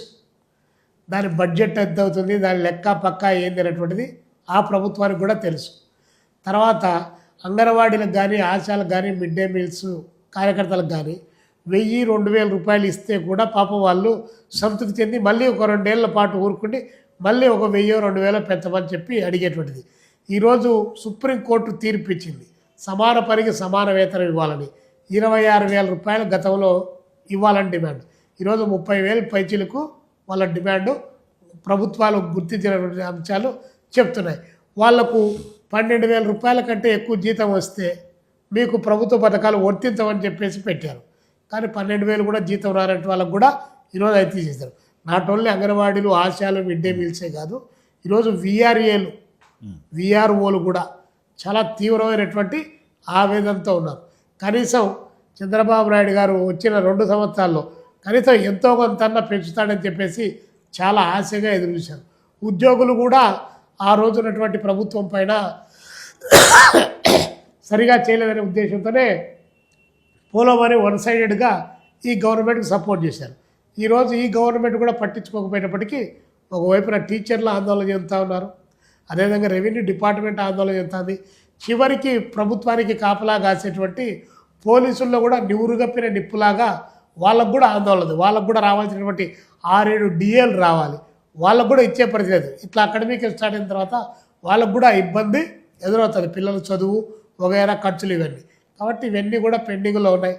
టీఏలు కానీ డిఏస్ కానీ అదేవిధంగా వాళ్ళకి రావాల్సినటువంటి ఎరియర్స్ కానీ పెన్షనర్స్ కానీ ఇవన్నీ కూడా డబ్బులు పెండింగ్లో ఉన్నాయి, రాలేదు. పైగా ఎస్సీ ఎస్టీ బీసీ పారిశ్రామికవేత్తలను ప్రతి ఇంట్లో ఒక పారిశ్రామికవేత్తలు తయారు చేస్తామని చెప్పినటువంటి పారిశ్రామికవేత్తలు కూడా ఈరోజు రోడ్డెక్కి ఆందోళన చేస్తున్నారు. వాళ్లకు దాదాపు 700 కోట్లు 800 కోట్ల రూపాయలు డబ్బులు ఇవ్వాలి. అందులో ఎస్సీలు ఎస్టీలే ప్రధానంగా పారిశ్రామికవేత్తలు. ఇట్లా అన్ని వర్గాల్లో కూడా క్రమక్రమంగా వ్యతిరేకత అనేటువంటిది పెరుగుతూ ఉంది. ప్రజలు ఆకాంక్షలు వేరు, ఆకాంక్షలకు అనుగుణంగా ఇక్కడ పాలన లేనప్పుడు వ్యతిరేకత పెరుగుతుంది. కాబట్టి ఆకాంక్షలకు అనుగుణంగా చంద్రబాబు నాయుడు గారి దగ్గర మంత్రదండం ఏమన్నా ఉందేమో మాకైతే తెలియదు. ఉంటే మరి ఈ 3 సంవత్సరాల్లో హోమ్ రిఫార్ట్ అని చెప్పేసి ఏదైనా చేయగలడేమో, అల్లావుద్దీన్ అద్భుత దీపం ఆయన దగ్గర ఏమైనా ఉందేమో మాకు తెలియదు. ఎందుకంటే చెప్పినటువంటి వాగ్దానాలు అడగడం, ప్రజల పక్షాన గొంతునిపించడం మా వంతు. మీరు ఎందుకంటే అధికారంలోకి రావడానికి ప్రజలను మభ్యపెట్టడానికి మీ ఇష్ట రాజ్యంగా మీరు వాగ్దానాలు చేశారు. అవి మేము ప్రజలకు గుర్తు చేస్తాం. కానీ సూపర్ సిక్స్ని సూపర్ హిట్ చేసాం. ఈ దేశంలో ఏ రాష్ట్రం ఇవ్వనంత వెల్ఫేర్ని మేము పేదలకు ఇస్తామని చంద్రబాబు నాయుడు గారు రోజు చెప్తున్నారు. అదే క్రికెట్ భాషలో చెప్పాలంటే వైట్ బాల్ పడిన తర్వాత 2020 మ్యాచ్లో హిట్ అని ఒకటి ఉంటుంది. అట్లా ఏమన్నా చేస్తాడేమో మాకైతే తెలియదు. కానీ సూపర్ 6 సూపర్ హిట్ అంటే సూపర్ 6లో ఉండేదే కదా. ఇప్పుడు శ్రీశక్తి పథకం సూపర్ 6లోనే కదా ఉండేది. మొత్తం అప్పుడు ఏం చెప్పాడు, మొత్తం దేశం సరిహద్దుల దాకా మీరు ఎక్కడే తిరగచ్చు ఆంధ్రప్రదేశ్లో అని చెప్పాడు. లాస్ట్ చివరికి జిల్లాకు పరిమితం చేశాడు. ఆడ సగం కోత పడింది.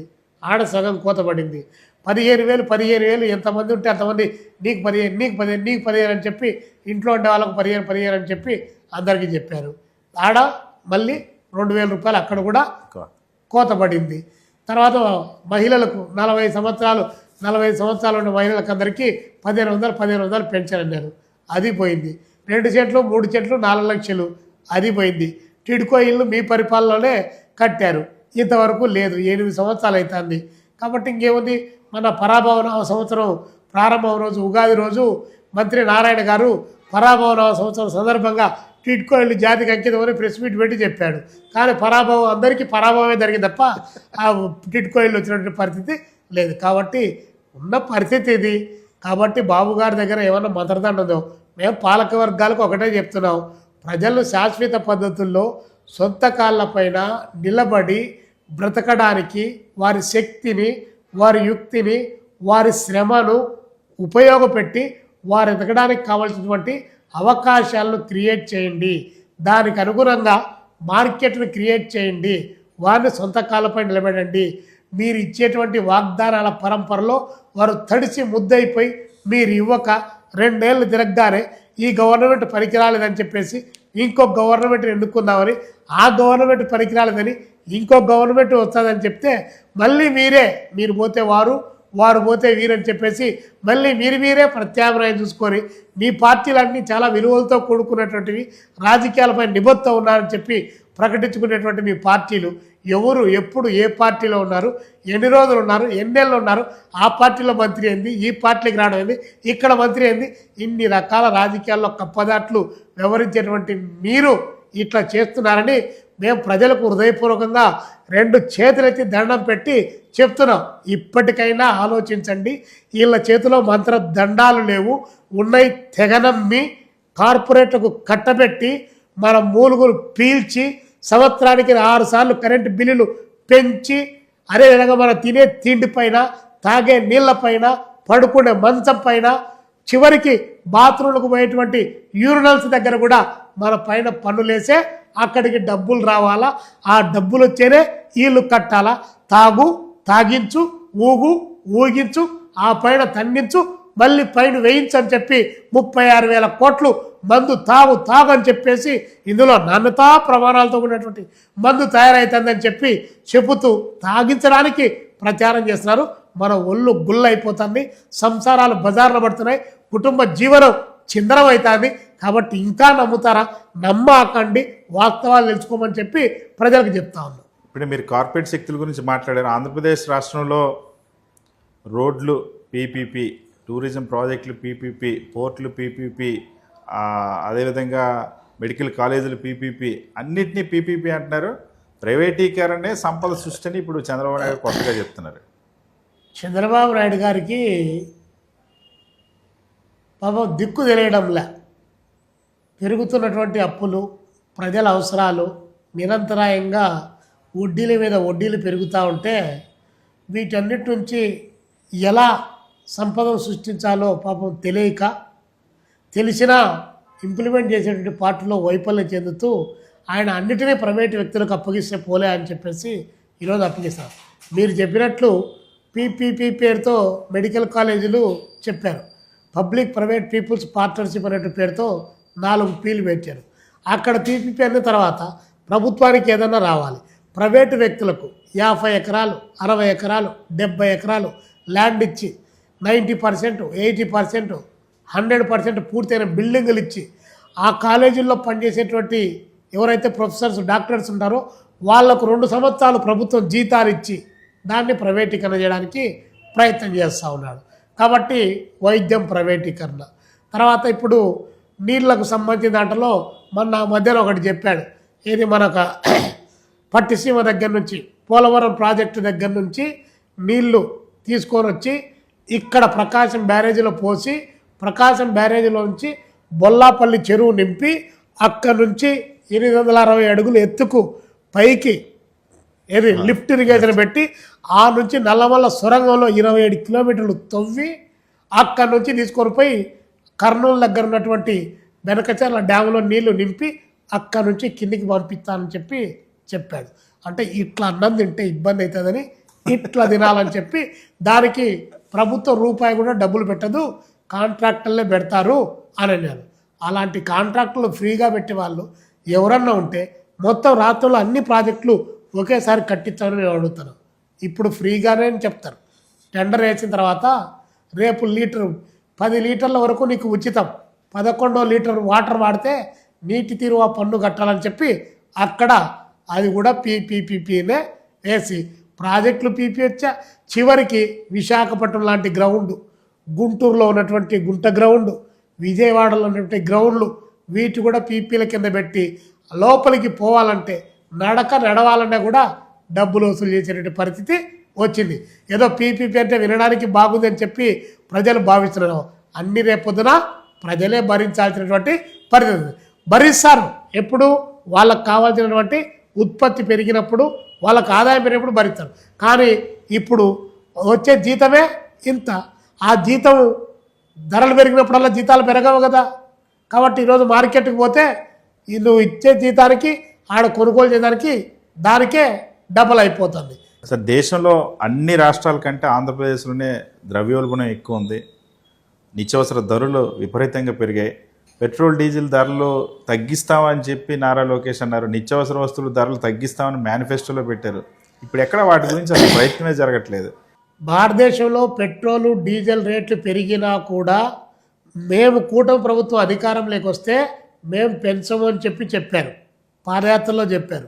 ఎందుకు ఆ మాట అన్నారు అంటే మాకు ఉన్నటువంటి ఆఫ్ మైండ్ వాళ్ళకి ఏదంటే మాకు తెలిసింది ఏంటంటే కేంద్ర ప్రభుత్వము రాష్ట్ర ప్రభుత్వాలు రెండు కలిశాయి కాబట్టి వేసేటువంటి వ్యాట్ ట్యాక్స్ ఏదైతే ఉందో 37% వ్యాట్ ట్యాక్స్ ఉందో ఆ వ్యాట్ ట్యాక్స్ని తగ్గించుకొని ప్రజలపైన భారాలు పడకుండా చేస్తారేమని చెప్పేసి మేము భావించాం. కానీ ఇక్కడ ₹1 కూడా వ్యాట్ ట్యాక్స్ తగ్గించినటువంటిది లేదు. స్టేట్ గవర్నమెంట్ ట్యాక్స్లు తగ్గించింది లేదు. సెస్సులు వేసేటువంటి దాన్ని తగ్గించింది లేదు.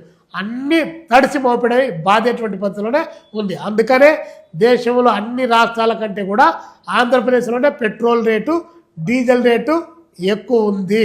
ఇక్కడ రాష్ట్ర ప్రభుత్వం ఎక్కువ ట్యాక్స్ వసూలు చేస్తుంది. కాబట్టి ఇంకా ఆయన ఎక్కడ తగ్గించేది? చెప్పినాడు, అప్పుడు చెప్పాడు, ఇప్పుడు మర్చిపోయాడు, సమయోచితంగా మర్చిపోయాడు. ప్రజలు భరించండి, మీ బాధలు మీరు పడండి అని చెప్పి ప్రజలను గాలికి వదిలేశాడు. కాబట్టి బాబు గారు చెప్పినటువంటి దాంట్లో ఆయన ఇది ఒకటి. ఇంకా ద్రవ్యోల్బణం రేట్లు, బ్లాక్ మార్కెట్ విస్తరిస్తూ ఉంది. ఆయన నేను అరికడుతున్నా అని చెప్తున్నాడు కదా. బ్లాక్ మార్కెట్ నేను అడుగుతా ఉన్నా, ఎక్కడ అరికడుతున్నారు బ్లాక్ మార్కెట్? మీరు ఏ దశలో బ్లాక్ మార్కెట్ అరికడుతున్నారు? ఇక్కడ లేదని కృత్రిమ కొరత సృష్టించి రేపు పొద్దున బయటికి వస్తేనే విపరీతమైన రేట్లకు అమ్ముతూ ఉన్నారు. కాబట్టి ధరల స్థిరీకరణ అనేటువంటిది రాష్ట్రంలో ఫెయిల్ అవుతూ ఉంది. రాష్ట్రంలో కాదు దేశవ్యాప్తంగా కూడా అది ఫెయిల్ అయింది. దాని మూలంగానే ద్రవ్యోల్బణం పెరిగింది. కాబట్టి దానికి తగ్గట్టు ద్రవ్యోల్బణానికి అనుగుణంగా జీతాలు పెరగలేదు కాబట్టి ప్రజల్లో ఒక వ్యతిరేకత పెరుగుతూ ఉంది. సరే, ఇవాళ రైతుల పరిస్థితి చాలా దారుణంగా కనిపిస్తుంది. పొగాకు రైతుల దగ్గర నుండి ఆక్వా రైతుల వరకు అందరూ కూడా గిట్టుబాటు ధర కోసం ఆందోళన చేయాల్సినటువంటి పరిస్థితి, మామిడి ధర లేక అన్ని రకాల పంటలు కూడా ఇబ్బందుల్లో ఉన్నటువంటి పరిస్థితి. రాష్ట్ర ప్రభుత్వం ఒక్కసారి కూడా జోక్యం చేసుకోకుండా ఎందుకు ఇంత నిర్లక్ష్యం చేస్తుంది? మీరు అనేక సార్లు ఉద్యమాలు చేశారు ఈ 2 సంవత్సరాల్లోనే. అంటే రాష్ట్ర ప్రభుత్వానికి మామూలుగా మాలాంటి పార్టీలు రైతు సంఘాలు చెప్తే పెద్దగా అది స్పందించేటువంటి పరిస్థితిలో లేదు. జగన్మోహన్ రెడ్డి గారు బయటకు వచ్చి ఒకసారి పోయి చూసి వస్తే 4 సార్లు చర్చలకు పిలుచుకొని మాట్లాడతారు.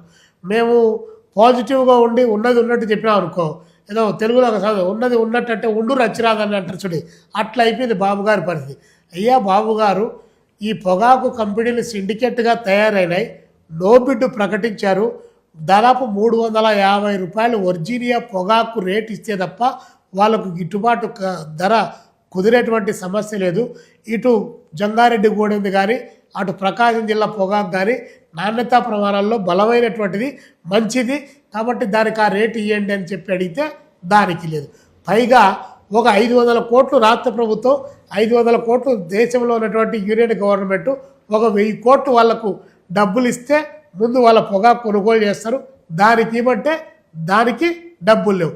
పోనీ ఈ పొగాకు కంపెనీలు ఏమైనా తక్కువ ఉత్పత్తి చేస్తున్నాయా? జాతీయ ఆదాయం తక్కువ ఏమైనా వస్తుందా? దాదాపు 87,000 కోట్ల రూపాయలు మారకం వస్తూ ఉంది. సిగరెట్ దానికి సంబంధించి, పొగాకు దానికి సంబంధించి విదేశీ మారకము వస్తూ ఉంది. అక్కడ వాళ్ళ డబ్బులు ఉన్నాయి, దాంట్లో కూడా ఇవ్వమంటే ఇవ్వలే. పైగా కంపెనీలు సిండికేట్ అవుతున్నాయి. ఐటీసీ కంపెనీ, మహాలక్ష్మి, ఇంకో జీపీటీ కంపెనీ సిండికేట్ అయ్యి రైతుల కడుపు కొడుతున్నాయంటే దానిపైన కూర్చోబెట్టారు, చర్చించారు.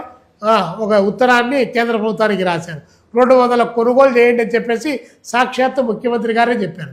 కానీ మేము ప్రకాశం జిల్లాలో ఒంగోలులో దాదాపు ఒక 1000 ట్రాక్టర్లతో ర్యాలీ నిర్వహించాం. 400-500 బైకుల్లో వచ్చారు రైతులు. ఒక 300-400 మంది కాళ్ళనకన ఎర్రటి ఎండపొద్దులో తిరిగి ర్యాలీ నిర్వహిస్తే చంద్రబాబు నాయుడు గారు 200 కొనుగోలు చేయండి, ఎవరైనా సిండికేట్ అయితే చెవడలు తీస్తా, కొనుగోలు చేయకపోతే నో బిడ్ అని ప్రకటించడానికే వీల్లేదని ఆయన ప్రకటించినా ఇంతవరకు జరగలే. కేంద్ర ప్రభుత్వానికి ఉత్తరం రాసిన మేము ఉత్తరాలు రాసి, మీరు ఉత్తరాలు రాసి, ఇంకా పుణ్యకాలం అంతా అయిపోయి ఆ పొగాకు కుళ్ళిపోయి రేపు పొద్దున వాళ్ళు ఏం కావాలి? ఈరోజు వాళ్ళు పొగాకు అమ్ముకోలేదు అనుకోండి, అక్కడ కూలికి వచ్చినట్టు వాళ్ళు ఒత్తిడి తీసుకొని వచ్చి ఆ కూలి డబ్బులు లేక వాళ్ళు ఆత్మహత్యలు ఆశ్రయించే పరిస్థితి ఈరోజు కొనసాగుతుంది. కాబట్టి పొగాకు రైతాంగం ఇబ్బంది పడుతుంది. అట్టని చెప్పి మొక్కజొన్నకు సంబంధించి ఒక్కొక్క క్వింటాకు వచ్చేసి 700 రూపాయలు ధర తగ్గించారు. అప్పుడు ఆందోళన చేసాం. ఇటువంటి దానికి అంతో ఇంతో యాడ్ చేసి ఏదో చేసినా లేని అనుకుంటే పక్కనే తోతాపూరి కానీ బగిరిపల్లి మామిడి పళ్ళకు సంబంధించి 4 రూపాయలు పెంచండి నేను, 2 రూపాయలు పెంచుతామని అన్నారు. 2 రూపాయలు లేదు, 2 పైసలు లేదు.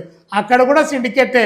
అక్కడ కూడా అవి మామిడి పరిశ్రమ ఉన్నటువంటి చోట ఆ పల్పీలు తయారు చేసే వాళ్ళు కూడా ఇదే రకమైనటువంటి పద్ధతిలో రైతాంగాన్ని మోసం చేస్తున్నారు.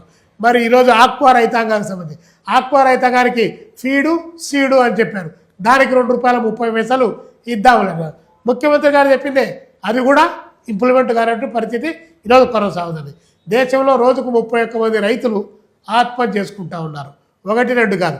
రాష్ట్రంలో ఇప్పటికీ ఈ 2 సంవత్సరాల కాలంలో కౌలు రైతులు మొదలుకు అన్ని రకాల రైతాంగం దాదాపు అధికారిక లెక్కల ప్రకారం 150 మంది పైచిలకు ఆత్మహత్య చేసుకున్నారు. గత గవర్నమెంట్ 7 లక్షల రూపాయలు డబ్బులు ఇచ్చేది.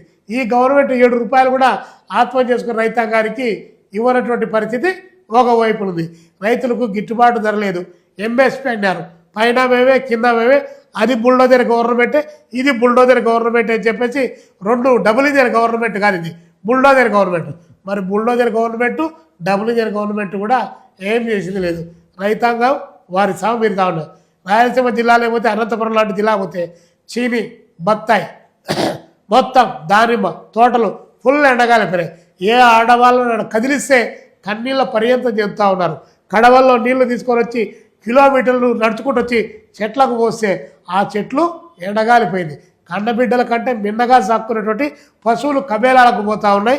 అక్కడ తాగడానికి మంచినీళ్ళు లేనటువంటి పరిస్థితి ఒకవైపు ఉంది. ఆ చెట్లు ఎండగాలి ఎకరాకు 5 లక్షల నుంచి 8 లక్షల రూపాయలు పెట్టుబడి పెట్టారు చీనీ తోటలకు. లేదు దానికి సంబంధించినటువంటి లేదు, ఒక్కడు ఎమ్యూనరేట్ చేయడానికి ఒక్క వ్యవసాయ శాఖ అధికారి కూడా పోలేదు. మేము పోయి వచ్చిన తర్వాత కంటి తుడుపు తిరిగిగా పోతున్నారు. ఎవరికి దానికి కావాల్సినటువంటి రీహాబిలిటేషన్ అందనటువంటి పరిస్థితి ఒకవైపు ఉంది. నాట్ ఓన్లీ ఇక్కడే కాదు, ఈరోజు రాయలసీమ జిల్లాలో అన్ని జిల్లాలో కరువు దాపురించేసింది. ఈ పాటికి ఏమి లేదు. ఈ క్రాపులు ఏది గాలికి చేస్తారా? ఈ క్రాపులు ఈరోజు రైతాంగాన్ని నష్టపరిచేటువంటిది తప్ప అక్కడ ఏమి లేదు. కాబట్టి పొలం ఈరోజు వర్షం జూలై లాస్ట్కి వచ్చింది, వేసినటువంటి విత్తనం అక్కడే మొగ్గ దశలోనే ఎండగాలిపోతుంది. మరోవైపున కరువు, ఇంకోవైపున ఎలిడో ప్రభావం, మరోవైపున పంటలు పండినటువంటి దానికి గిట్టుబాటు ధర లేక, ఇంకోవైపున ఎండగాలిపోయి ఇన్ని రకాలుగా రైతాంగం ఇబ్బంది పడుతుంది. కాబట్టి రైతు ప్రభుత్వం మాది, మేము వచ్చే 20,000 రూపాయలు ఇస్తాం రైతుకు ఆదుకోవడానికి అని చెప్పారు. సంవత్సరానికి 20,000 ఏంది? ఇప్పుడు 4 సీజన్లు అయిపోయినాయి. 4 సీజన్లకు కలిపి మీరు ఇచ్చింది 20,000, ఇంకా ఇవ్వాల్సింది 20,000 రూపాయలు ఉంది. అంటే మీరు 20,000 బిగదీశారు, ఇవ్వలేదు. మేము అడుగుతూ ఉన్నాం ఇప్పుడు 20,000 ఇచ్చే ఏ ముక్కులో పెట్టుకోవడానికి? విత్తనాల రేటు పెరిగింది, యూరియా రేటు పెరిగింది, ఫాస్ఫేట్ రేటు పెరిగింది, అన్ని రకాల వ్యవసాయ రంగ పనిముట్ల రేట్లు పెరిగాయి, వ్యవసాయానికి సంబంధించిన కూల్ రేట్లు కూడా పెరిగాయి. కానీ మీరు ఇచ్చే 20,000 రూపాయలు దేనికి కూడా సరిపోదు. 50,000 ఇవ్వని అడుగుతున్నాం. కనీసం జవాబు చెప్పే పరిస్థితి కూడా లేనటువంటిది ఈరోజు కనిపిస్తుంది. కాబట్టి రైతు చాలా దారుణమైనటువంటి స్థితిలో అల్లాడిపోతూ ఉన్నాడు, విపరీతమైన బాధకు గురవుతున్నాడు. పంటి బిగున తన యొక్క ఏడుపును ఆపుకునేటువంటి దశ ఈ రాష్ట్రంలో కొనసాగుతుంది. రైతాంగాన్ని ఆదుకోవడంలో ఈ 2 ప్రభుత్వాలు వైఫల్యం చెంది. సరే, ఇవాళ లా అండ్ ఆర్డర్ కూడా చాలా తీవ్రమైనటువంటి సమస్యగా మారింది ఆంధ్రప్రదేశ్ రాష్ట్రంలో. పోలీస్ స్టేషన్లోనే లాకప్ డెత్లు జరుగుతున్న పరిస్థితి. గుంటూరులో మనం చూసాం, మొన్న ఒక మహిళని వివస్త్రం చేసి కొట్టినటువంటి పరిస్థితి తెలుగుదేశం పార్టీ నాయకులు. ఎందుకు కంట్రోల్ చేయలేకపోతా ఉన్నారు ఈ ప్రభుత్వం?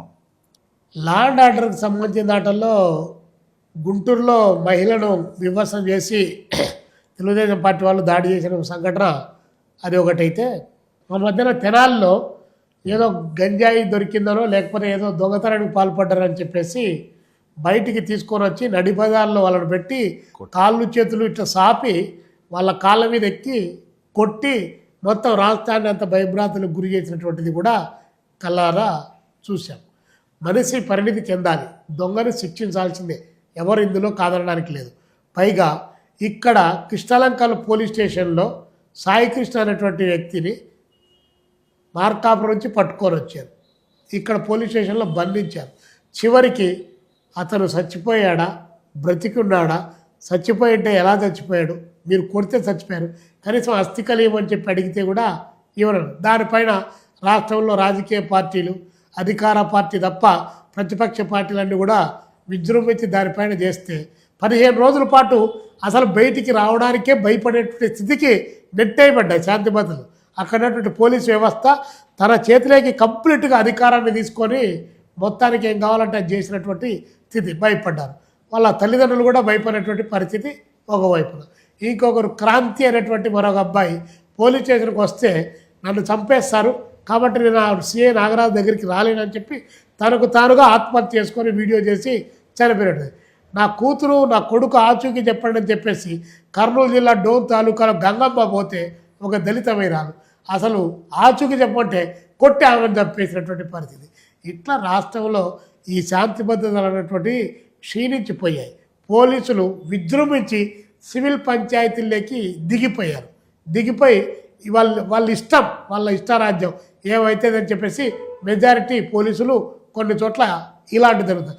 అధికార పార్టీ ఏం చెప్పితే దానికే వింటున్నారు తప్ప మిగతా వాళ్ళు చెప్పే దాంట్లో వినేటువంటి పరిస్థితి లేనటువంటిది కొనసాగుతుంది.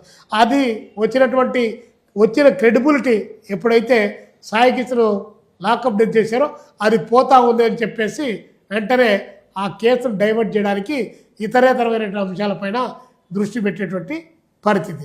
కాబట్టి రాష్ట్రంలో వాళ్ళు మాట్లాడే వాళ్ళను, వాళ్ళు వ్యతిరేకించే వాళ్ళను, లేదా వాళ్ళ చర్యలను ఎవరైనా ఖండించే వాళ్ళను వాళ్ళు విమర్శను తట్టుకోగలిగిన పరిస్థితుల్లో లేరని చెప్పేసి వాళ్ళ చర్యలు ఇటీవల జరుగుతున్నటువంటి చర్యలు గమనిస్తూ ఉన్నారు. ప్రజలందరూ కూడా ఆలోచిస్తూ ఉన్నారు. ఏమీ తక్కువేం కాదు. ఏంటి ఏం ఆశించాం, ఏం జరుగుతుంది ఇప్పుడు, మనం ఏమి ఆశించి వీళ్ళు రావాలనుకున్నాం, ఇప్పుడు ఏం జరుగుతుంది అనే దాంట్లోకి వెళ్ళిపోయారు. కాబట్టి శాంతి భద్రతలు అనేటువంటి ప్రభుత్వం యొక్క కంట్రోల్లో లేకుండా పోతున్నాయనే దానికి ఈ 3-4 ప్రత్యక్ష ఉదాహరణలు చాలు. కాబట్టి ఈ స్థితిలో గవర్నమెంటు నియంత్రణ కోల్పోతూ ఉంది. ఎమ్మెల్యేలు, ఎంపీలు, మినిస్టర్లు చాలామంది ఎందుకు డైరెక్ట్గా ఒక ఎమ్మెల్యే ఇక్కడ గోదావరి జిల్లాకు సంబంధించి ఏలూరు జిల్లాకు సంబంధించినటువంటి ఒక ఎమ్మెల్యే వాళ్ళ పార్టీ కార్యకర్తనే కావచ్చు కాక చాలా దారుణంగా మాట్లాడింది. ఒకవైపున గంజాయిని, హెరాయిన్, కొకైన్ అరికడతామని చెప్పి ఈగల్ అని చెప్పి దాని గురించి ప్రచారం చేశారు.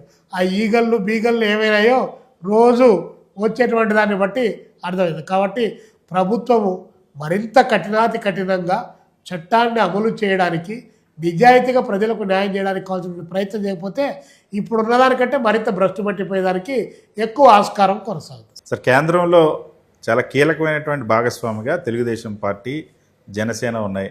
ఒక విధంగా చెప్పాలంటే టీడీపీ, జనసేన ఎంపీలు మద్దతు లేకపోతే కేంద్రంలో ప్రభుత్వం కూడా ఉండేటువంటి అవకాశం లేదు. కానీ అంత అవకాశాన్ని ఈ రాష్ట్రానికి ఎంతవరకు ఉపయోగించేలాగా పవన్ కళ్యాణ్, చంద్రబాబు వ్యవహరిస్తూ ఉన్నారు? ఏమైనా సాధించారంటారు 25 నెలలు? గొప్పగా సాధించారు. విశాఖ స్టీల్ ప్లాంట్ను తొందరగా అమ్మడానికి, అందులో ఉండేటువంటి ఒక 5-6 వేల మందిని బయటికి పంపించడానికి కావాల్సినటువంటి గొప్ప ప్రయత్నం చేశారు. కడపలో 20,000 కోట్ల రూపాయలతో రావాల్సినటువంటి స్టీల్ ప్లాంట్ను 1,600 కోట్లు దానికి పరిమితం చేసి ఆడ కూడా గొప్పగా సాధించారు. మిగతాటి కూడా పరిశ్రమలు, కథ వ్యవహారం అన్నీ బాగా వచ్చాయి. చంద్రబాబు నాయుడు గారు, పవన్ కళ్యాణ్ గారు చెప్పినట్టు వాళ్ళకు చాక్లెట్లు వచ్చాయి. ఇంకొక ఆయనకేమో మరొకటి వచ్చింది, యోగాలో అదేది కింద వేసుకునే పట్ట, అవన్నీ బాగానే నరేంద్ర మోడీ గారు ఇచ్చారు. సరిగ్గా వీళ్ళు చెప్పడంలో 20,000 కోట్లు రైల్వేలకు వచ్చాయని చెప్పారు. వచ్చినా ఏమో మరి మాకైతే తెలియదు. మిగతా వాటికి సంబంధించి నిధులు వరదలై వచ్చాయని చెప్పారు. అదే వాన రాలేదు కానీ నిధులు మాత్రం వరదలై వచ్చాయని చెప్పారు. వాళ్ళు చెప్తా ఉన్నారు, మేము వింటా ఉన్నాం, ప్రజలు కూడా చూస్తూ ఉన్నారు. మరి ఇన్ని వచ్చినప్పుడు, ఇన్ని సాధించినప్పుడు ఇవన్నీ అప్పులు ఎందుకు అయ్యారా స్వామి అని చెప్పి అడిగితే దానికే జవాబు లేనటువంటి పరిస్థితి. కాబట్టి బాబు గారు చెప్పినా, ఇంకోరు చెప్పినా ఇప్పుడు రాజధానికి సంబంధించిన దాంట్లోనే వెనకబడ్డటువంటి రాష్ట్రం, విడిపోయిన రాష్ట్రం, అప్పులతో ఉన్న రాష్ట్రం, దీనికి రాజధానికి కేంద్ర ప్రభుత్వమే డబ్బులు ఇవ్వాలని చెప్పేటువంటిది విభజన హక్కు చట్టం. దాన్ని ఈరోజు 47,000 కోట్లు అప్పు తీసుకొచ్చారు. ప్రపంచ బ్యాంకు అప్పు ఇచ్చింది. అప్పు ఇప్పించడానికి నిర్మలా సీతారామన్ గారు ఎందుకు, నరేంద్ర మోడీ గారు ఎందుకు? మా బాబు గారే చాలా గొప్పవాడు, ప్రపంచ బ్యాంకుతో బ్రహ్మాండంగా అప్పులు తీసుకొని రాగలడు. తర్వాత ఏషియన్ డెవలప్మెంట్ బ్యాంక్ దగ్గర నుంచి అప్పు, మరొక జర్మనీ బ్యాంక్ దగ్గర నుంచి అప్పులు తీసుకొని వచ్చి పెట్టిన దాన్ని కూడా ఇది కేంద్ర ప్రభుత్వం ఏంటంటే ఓహో వాళ్ళు సహాయం చేశారని చెప్తా ఉన్నారు. నిజంగా కేంద్ర ప్రభుత్వం వీరి భుజస్కంధాలపైన ఉంది. ఇప్పుడు కాకపోతే మరెప్పుడు సాధించుకోలేం. ఎందుకంటే అది మైనారిటీ గవర్నమెంట్. ఈరోజు టీడీపీ అనేటువంటిది పక్కకు జరిగితే గవర్నమెంట్ ఎగిరి ఆ పక్క పడుతుంది. ఇలాంటి సందర్భంలో మంచిగా నిధులు సమీకరించడానికి ఇంకా గొప్ప అవకాశం ఉంది. ప్రత్యేక హోదా అంటే మీరే కావాలండ్రి, మీరే వద్దండ్రి. పాసిపోయిన లడ్డు అని మీరే అంటారు, అది లడ్డు కాదు మళ్ళీ బెడ్ అని మీరే చెప్తే, అన్నీ మీరే చెప్తున్నారు. కావాలనేది మీరే, వద్దనేది మీరే, నల్ల సొక్కాలు వేసుకునేది మీరే, తెల్ల సొక్కాలు వేసుకునేది మీరే, పచ్చ సొక్కాలు వేసుకునేది మీరే, బూతులు తిట్టేది మీరే, మళ్ళీ బూతులు కాదని చెప్పి పొగిడేది మీరే, ఆయన విశ్వగురు అనేది మీరే. మీరు చెప్తా ఉండండి, మీరు చెప్పినట్టు ప్రజలు డూడు బసవన్లాగా తల ఊపుతా ఉంటారు. ఏదో ఒక రోజు ఇవన్నీ తెలుసుకున్న తర్వాత అది బ్లాస్ట్ అవుతుంది, అప్పుడు తెలుస్తుంది. కాబట్టి ఈ ఏమొచ్చిందో ఏమి రాలేదనేటువంటిది ఎక్కడే ఉంది. ఇప్పుడు రోడ్లు నువ్వు నేను వేయించాల్సిన అవసరం లేదు. ఈరోజు కేంద్ర ప్రభుత్వం అలాంటి నిర్ణయం తీసుకుంది. అన్ని ప్రాంతాల్లో కూడా ఈడొక్క చోటే కాదు, అట్లా ఆ వేరియేషన్కి వచ్చే ద్వారకామై పోయి ఉత్తరప్రదేశ్లో రోడ్లకు, ఇక్కడ ఆంధ్రప్రదేశ్లో రోడ్లకు చూసుకుందాంపా ఎన్ని కిలోమీటర్లు వచ్చిందో, ఎలా వచ్చిందో. ఇతర ప్రాంతాలు ఉత్తరప్రదేశ్కు ఎన్ని వేల కోట్లు వచ్చిందో, ఆంధ్రప్రదేశ్కు ఎన్ని వేల కోట్లు వచ్చిందో మనం బేరీ చేద్దాంపా. కాబట్టి ఆంధ్రప్రదేశ్ అనేటువంటిది నష్టపోతుంది, కావాల్సిన నిధులు రావడం లేదు. జిఎస్టీ ట్యాక్స్లు ఎంత వచ్చింది ఇంత అయితే మీరు 350 కోట్లు పెట్టి భజన చేయడానికి మళ్ళీ దాంట్లో ఖర్చు పెట్టి మీరు భజన చేస్తారు. కాబట్టి ఇది జరిగేటువంటిది. కాబట్టి మేమేమి చాలాసార్లు రాష్ట్రానికి మోడీ గారిని తీసుకొచ్చారు, సభలు పెట్టించారు. కానీ రాష్ట్రానికి సంబంధించిన హక్కులు, డిమాండ్లు అడగడం విషయంలో ఎందుకు చంద్రబాబు నాయుడు, పవన్ కళ్యాణ్ భయపడుతున్నారు అనుకుంటున్నారు? కారణం ఏంటంటారు? అందులో డౌట్ ఏంది, చంద్రబాబు నాయుడు గారు కానీ పవన్ కళ్యాణ్ గారు కానీ అడగగలిగినటువంటి పొజిషన్లో లేరు. మాకు ఇది కావాలని అడిగి డిమాండ్ చేయగలిగిన స్థితిలో లేరు. ఇది జగమెరిగిన సత్యం.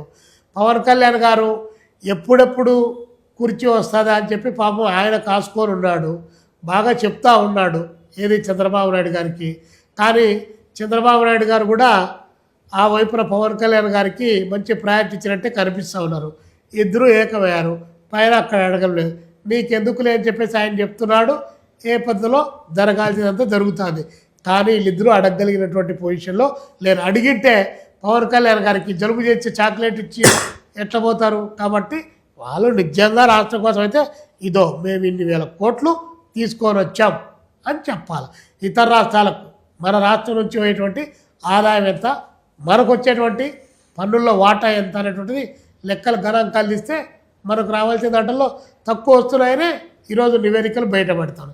కాబట్టి సరైన పద్ధతిలో అడగలేకున్నారు, నెల్లి లేకున్నారు. సరేగా మేము చేస్తున్నాం, అడగకపోయినా గవర్నమెంట్ ఇస్తూ ఉంది అని అంటే ఇంకా లెక్కలు చెప్తారు ఎక్కడెక్కడన్నీ. దానికేం కొరవే ఉంది, ఎక్కడెక్కడ లెక్కలన్నీ ఒక్క పెట్టున దంచుతారని చెప్పేసి అవసరమైన సందర్భంలో అన్ని లెక్కలు ఎక్కాలి. ఆడదాకా పోయేవాడు అంత ఓపిక దేవుడు, చూసేదెవరు, నిజంగా పత్రికలు టీవీలలో రాసేదెవరు. ఒకప్పుడు కారు చీకట్లో కాంతిపుణ్యం లాంటిది జర్నలిజం. ఈరోజు అక్షరాలే అమ్మకానికి గురవుతున్నటువంటి దశ. కాబట్టి అక్షరాలే అమ్మకానికి గురైపోయి ఫోర్త్ ఎస్టేటే హౌడీ మోడీ అని మోడీకి దానికి భజన చేసుకునే కార్యక్రమాలకి పోయిన తర్వాత ఈరోజు వస్తుంది, రేపు పోతుంది, రాను కూడా వచ్చినట్టు వస్తుంది. జనం యొక్క అభిప్రాయాన్ని మలచడానికి కావాల్సినటువంటి కళాలు ఆ వైపున కదులుతూ ఉంది. కాబట్టి పత్రికల్లో వచ్చేటువంటిది, టీవీలో వచ్చేటువంటి వార్తలను పట్టుకొని ప్రజల యొక్క ఆలోచనలు ఇదే కాబోలని చెప్పి నమ్మడానికి వీలైనటువంటి స్థితి ఈరోజు రాష్ట్రంలో కొనసాగుతుంది. కాబట్టి ప్రతి అంశాన్ని శోధించు, తర్కించు, సెర్చ్ చేయి, వాస్తవాలను బయటికి వెలికింది తప్ప ఇప్పుడు పత్రికలు టీవీలు నడిపితే దాని ప్రకారం మనం పోయినాం అనుకోండి, మనం మళ్ళీ తిరిగి శంకరగిరి మాన్యాలు ప్రజలు పట్టాల్సిందే. Thank you so much sir.